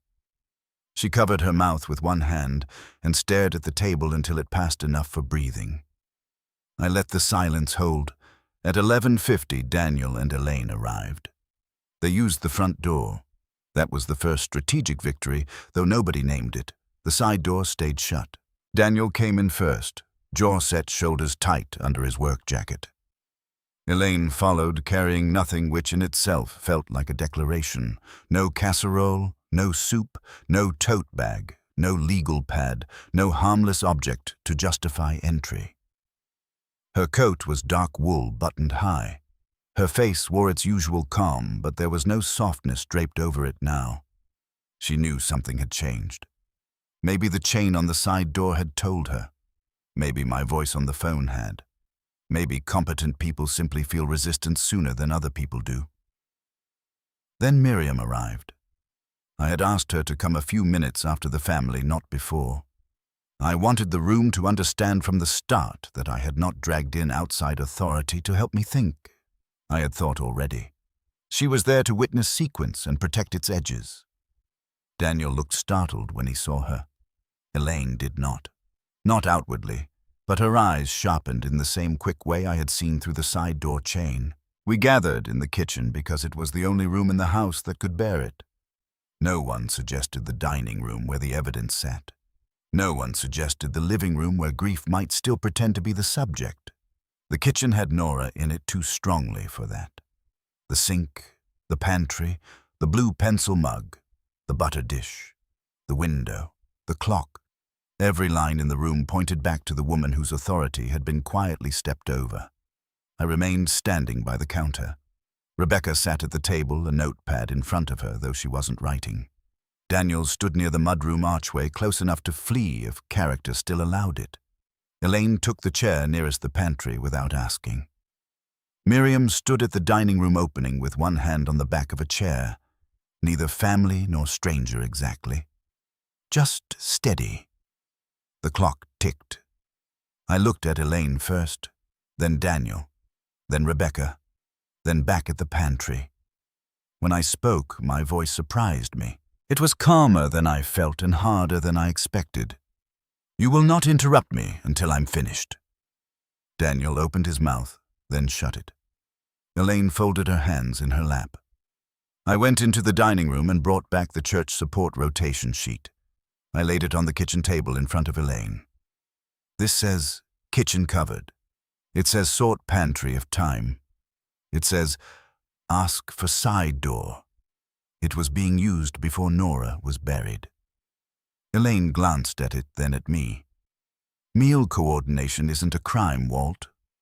No, I said. It isn't.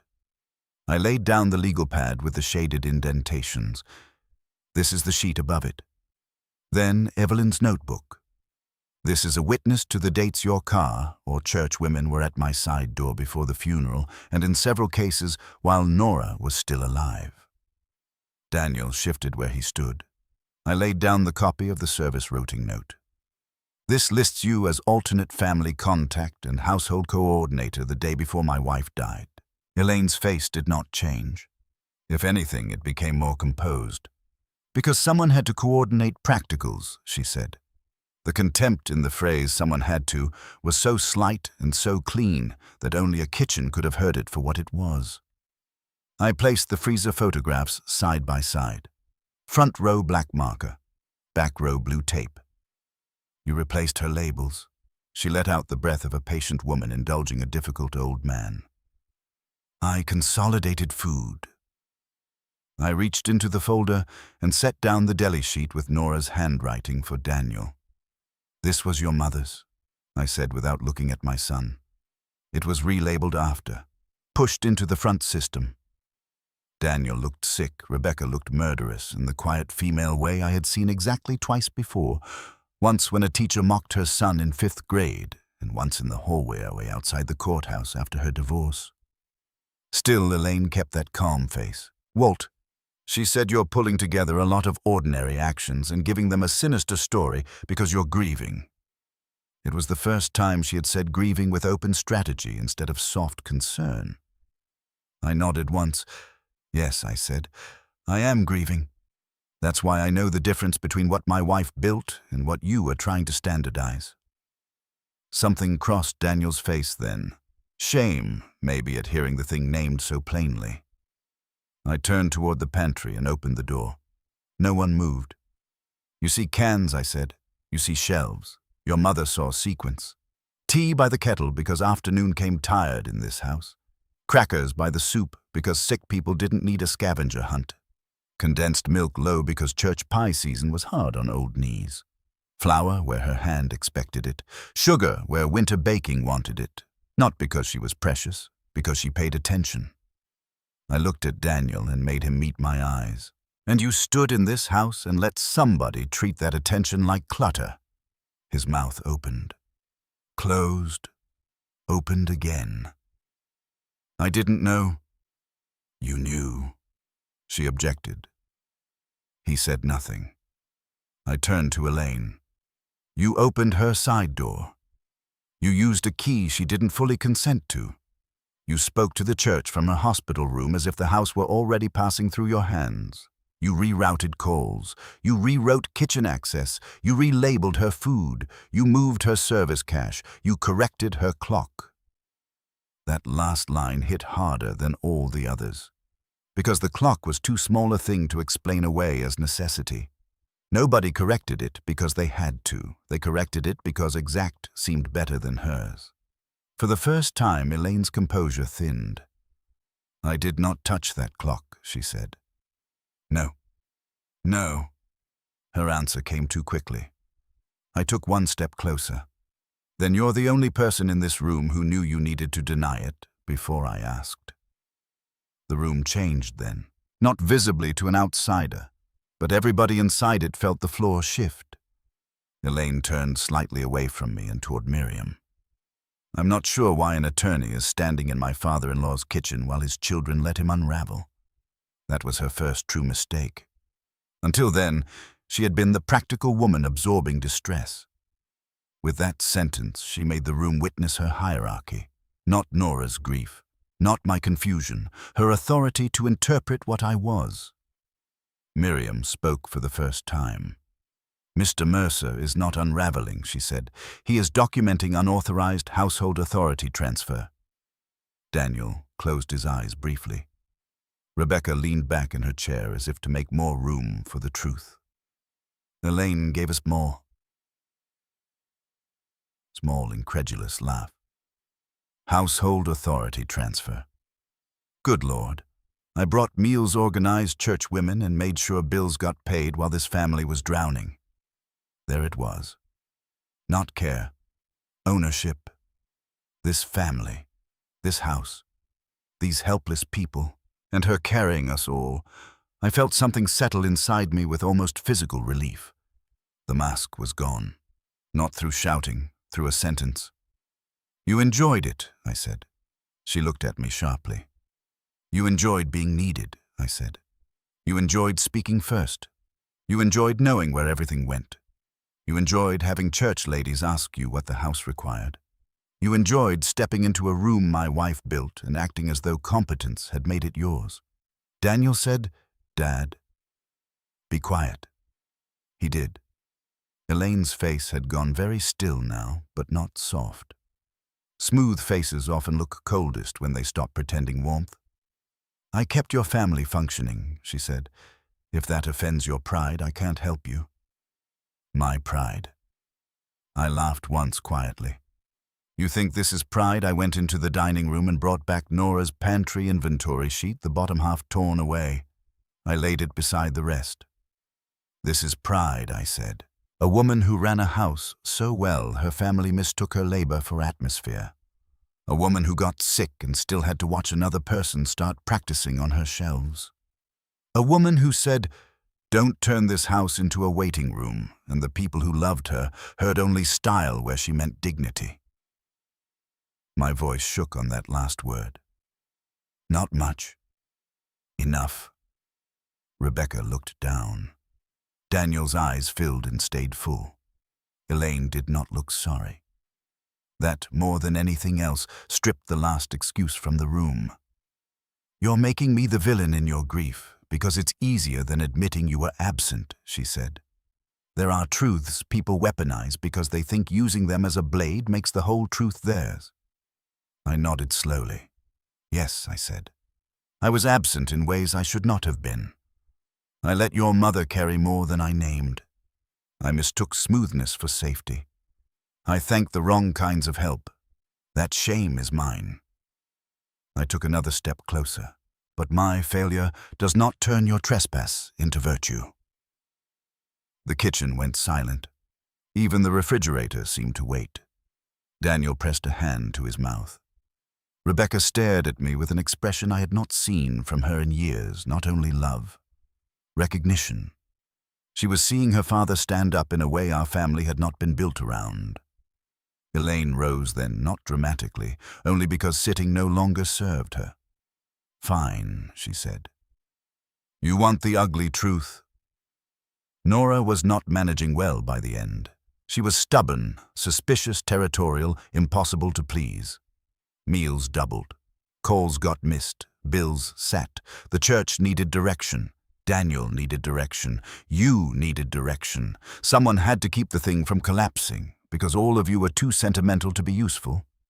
Daniel made a sound then soft and broken, like a man hearing his own cowardice translated into the wrong language. I looked at Elaine and thought very clearly, this woman had mistaken labor for love and control for care, so long that she could no longer tell the difference. Maybe that began before she knew us. Maybe childhood had taught her that usefulness was the only right to exist. Maybe she had suffered more than I would ever know. None of it changed what she had done to Nora. She was not impossible to please, I said. She was telling you no. Elaine's mouth tightened. And because she was sick, I continued, you decided her no could be interpreted, softened, routed around. She was drowning. She was still standing in her own kitchen. That landed harder than anything else had, because kitchens kill abstractions. You cannot hide a usurpation from a pantry. I turned to Daniel. Did you hear her? He looked as if I had asked him to breathe underwater. Dad, did you hear your wife say your mother was too sentimental to be useful in her own house? His face crumpled, then not theatrically. Just enough for all the years of avoided conflict to show their bill. Yes, he said hoarsely. And is she wrong? He looked at Elaine. Elaine held herself perfectly straight, as if posture could still win this. Then he looked back at me. Yes, he whispered. She's wrong. Elaine's head turned toward him in a way that chilled me more than any raised voice could have. Controlled disbelief. Not that she had been opposed, that he had stepped out of line. Daniel, she said quietly. He flinched. That was the second time the mask fell fully. Not in the content of her words, but in the expectation beneath them. Correction, alignment, return to order. He saw it too. I should have stopped it, he said, staring now at the table. Mom told me once not to let people start fixing things she hadn't finished. I thought she meant flowers, or church. I thought, he swallowed hard. I thought Elaine was just good at this stuff. I said nothing. There are confessions a father should not rush to soften. I let her use the side door because it was easier, he said. I let her take calls because she sounded like she knew what she was doing. I told myself you needed help and Mom was too tired to deal with details. I didn't ask whose details they were. Rebecca spoke then for the first time in several minutes. That's what you inherited from him, she said to Daniel, not unkindly. Only he feels it now. You outsourced it. Daniel bowed his head. Elaine looked from one of us to the next and understood, I think, that the family shape she had counted on had altered. Not healed. Altered. What do you want? She asked me. A practical question. Even now, translate pain into task, task into resolution, move on. I was grateful for it, because by then I knew I want every house-related service account, contact church coordination note and entry point you've handled, put back into proper order in writing today. I want the spare key if you still have it. If you don't, I want that admitted now so I can change the locks this afternoon. I want Daniel to hear this clearly. No one enters this house again without my invitation, not through the side door, not through grief, not through usefulness. Her face went flat. You're banning me from the house. I am removing false authority from it. That's melodramatic. No, Miriam said. It's legally and practically prudent. Elaine looked at her with open dislike now. I held out my hand. The key. For the first time in all the years I had known her, Elaine hesitated in a way that resembled being cornered. Then she reached into her coat pocket and took out a brass key on a plain ring. Daniel shut his eyes. Elaine placed it in my palm. It was warm from her pocket. Ordinary, heavy enough to hold a whole month of insult. I closed my fingers around it. Is that the only one? Yes. Don't lie in my kitchen. A beat. Yes, she said again, flatter this time. I believed her only partly. It did not matter. The locks would go. Miriam stepped forward then and laid her prepared revocation notice on the table. Sign this acknowledgement, she said to Daniel and Elaine. Both. It states that any prior informal handling of house-related communication services or access is terminated as of today, pending Mr. Mercer's express direction. Elaine stared at the paper. I'm not signing some humiliating declaration because Walt has decided to punish competence. No, I said you're signing because the time for speaking first in this house is over. Daniel reached for the pen before she did. That more than his tears was the beginning of justice. He signed with a hand that shook only once. Elaine remained standing. I let the silence gather around her. Finally, she took the pen, signed with a hard, clean flourish, and set it down as if the paper had insulted her personally. Maybe it had. Good. The aftermath was not dramatic. No dishes shattered. No one screamed. No one stormed out in movie fashion. Justice in houses like mine arrives in administrative sounds. Paper sliding, coats lifted from chairbacks, keys surrendered. Terms spoken plainly enough that everybody hears how small and final they are. Rebecca walked Daniel to the porch after, not to comfort him exactly, but to keep him from fleeing before shame settled where it belonged. Miriam stayed long enough to collect copies and tell me what offices to call that afternoon. Elaine stood alone in the front hall, buttoning her coat. I remained in the kitchen. At last, she came to the doorway. I did more for this family than anyone is willing to admit, she said. I looked at her. You made yourself indispensable to people who were too tired to stop you, I said. That is not the same thing. For the first time, true anger rose in her face. Not loud, not wild, something cleaner and colder, the fury of a person whose self-story has been denied. You would have let everything slide into chaos. No, I said. My wife would have. She stared at me, then turned and left. The front door shut. The house went still in a new way, not healed, not softened, just no longer negotiating. I stood in the kitchen until Miriam came back from the dining room with her folder. You did well, she said. I did it late. Yes, she said, but not too late for the house. I almost told her houses were not the point, but Miriam was too exact for that. She understood better than most that in families like ours, the house is never only the house. It is who was allowed to define daily life, who was obeyed without being named, who disappeared into function until somebody else tried to wear that function like a coat. After she left, the day filled itself with correction. I called the locksmith. I called the phone company and restored all routing to direct household lines under my instruction. I called the church office and spoke to Janice myself. Not long, not cruel, just enough. Janice. I said for the record, any future coordination tied to this house comes through me or Rebecca directly. Nobody else. Her voice turned sober at once. Of course, Walt. And the notes from before. A pause. I'll mark the file. Thank you. I did not humiliate Elaine to Janice. I did not tell the churchwomen they had been used as cover for domestic takeover. They had brought casseroles, not malice. Nora would not have wanted her name carried through St. Andrews as an anecdote about family treachery. Dignity requires editing too, but not the dishonest kind. By late afternoon, the locks were changed. I watched the locksmith, a young man with tattooed forearms and an apologetic face, work at the side door, while sawdust-colored light from the mudroom window fell over his hands. He chatted once or twice about old houses settling and old locks sticking. I answered politely. When he finished, he handed me 2 new keys on a clean ring.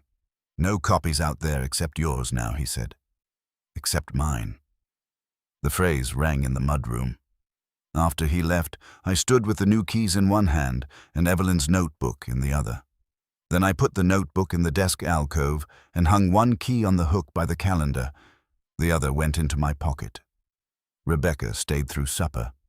We ate at the kitchen table because the dining room still looked too much like a tribunal. Tomato soup from a can, grilled cheese, applesauce, plain food, honest food. She cut the sandwiches corner to corner the way Nora always did without mentioning it. Halfway through the meal, she said, "Are you going to forgive Daniel?" I chewed, swallowed, set down my spoon. "I don't know. That's fair. It isn't only what he did." "I know. It's what he let language do for him. Help. Easier.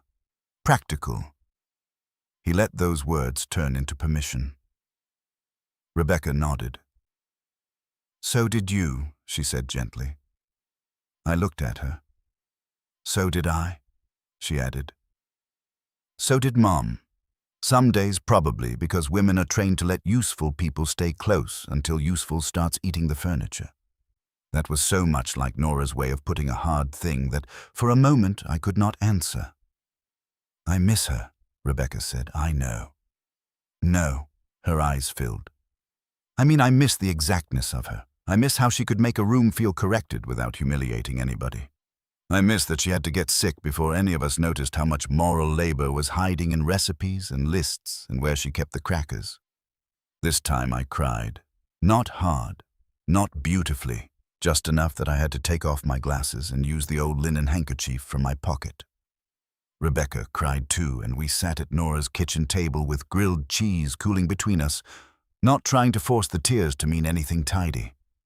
Later, after Rebecca left for her hotel because she said one more night in her childhood bedroom would either save her or ruin her, and she could not tell which, I walked through the house alone. Front room, dining room, desk alcove, mudroom, kitchen, bedroom. I did not move through it like an inspector now. I moved through it like a man learning what could be restored and what would have to remain marked. In the pantry, I left some things where Nora kept them and moved others only after I understood why she put them there in the first place. I did not build a museum. She would have despised that. What I restored for use. Tea by the kettle, crackers by the soup, condensed milk low, flour where her wrist expected it. In the desk alcove, I put Evelyn's notebook in the lower drawer and the revocation copy in a folder labeled House. Not because folders make pain legal, but because documentation is one of the few honest forms of respect left after betrayal. In the mudroom, I took down the fresh magnets and left the bulletin board mostly bare except for the plumber's card, the feed store calendar, and one old church supper flyer with Nora's handwriting on the back, reminding herself not to volunteer for pies twice in 1 month. That made me smile, and the smile did not feel disloyal. By full dark, the house had grown warmer, not safer, not yet. Safety once punctured repairs more slowly than locks do, but warmer, more itself. Around 9:30 the power blinked, just once. The lamps dipped and returned. The microwave gave its little foolish beep. The refrigerator caught again with a low hum. I stood in the kitchen and looked up. The clock had stopped. For a moment, the whole house seemed to hold still with it. Then I crossed the room. dragged a chair beneath it, climbed carefully and lifted it from the hook. It was lighter than I expected, or maybe I was stronger than I had been 3 days earlier. Grief recalibrates weight. I laid it on the table. The cream-painted frame had a fine crack in the upper right corner where Nora once hit it with a broom handle trying to knock down a cobweb. I ran my thumb over that crack. Then I opened the back, reset the hands, and listened to the small inner gears catch. 2 minutes, fast. Not exact, not because I needed a relic, not because leaving it untouched would prove devotion, but because I finally understood that this had never been a harmless quirk or domestic fussing I had indulged in marriage the way men indulge the private sovereignties of women they love without fully studying them. It was authorship. It was Nora's way of telling the house that drift was no excuse. I closed the back, held the clock a moment longer in both hands, and remembered her tapping the glass with one knuckle after setting it. A house needs a little help getting where it's going. All at once, I heard the line differently. Not cute, not quaint, not a wife's old saying polished smooth by repetition. It had been a creed, a refusal to let entropy dress itself as inevitability. I climbed the chair again and hung the clock back on its hook above the pantry door. When I stepped down, I tapped the glass once with my knuckle. The sound was very small. Then the ticking began again. 2 minutes fast. I stood there under it in the warm kitchen with the dish towel folded right the butter dish where it belonged. The blue pencil mug by the phone, the side door locked with a new key. The pantry no longer wearing another woman's logic, and the whole house around me carrying its wound honestly instead of prettily. For the first time since the funeral, grief did not feel like a room somebody else had arranged for me to stand in. It felt like my own house, not the house before. That one was gone. It had gone with ignorance, with the easy old faith that usefulness and goodness naturally kept company, with the comforting lie that love absolved us from looking closely at the labor beneath it. Nora could not be given back her last months untouched. Daniel could not be returned the innocence of not knowing what passivity costs. Rebecca could not unknow what she had dismissed as her mother's sharpness. I could not go backward into the version of myself who thought preserving appearance was the same thing as honoring truth. But the house had stopped lying. That mattered. Outside wind moved lightly through the bare branches. Somewhere down the block a television laughed through an open vent. The refrigerator hummed. A board in the hall settled. Above the pantry door, the clock ticked on in Nora's time, not because I was trapped in her absence, but because I had finally chosen her order with my eyes open. I turned off the stove light and left only the lamp by the sink. Its yellow glow held the counter, the window, the dish towel, the edge of the table. Warm enough to look lived in, spare enough to look honest. Then I stood there one moment longer, with my hand resting on the back of Nora's chair, and listened as the house at last grieved correctly.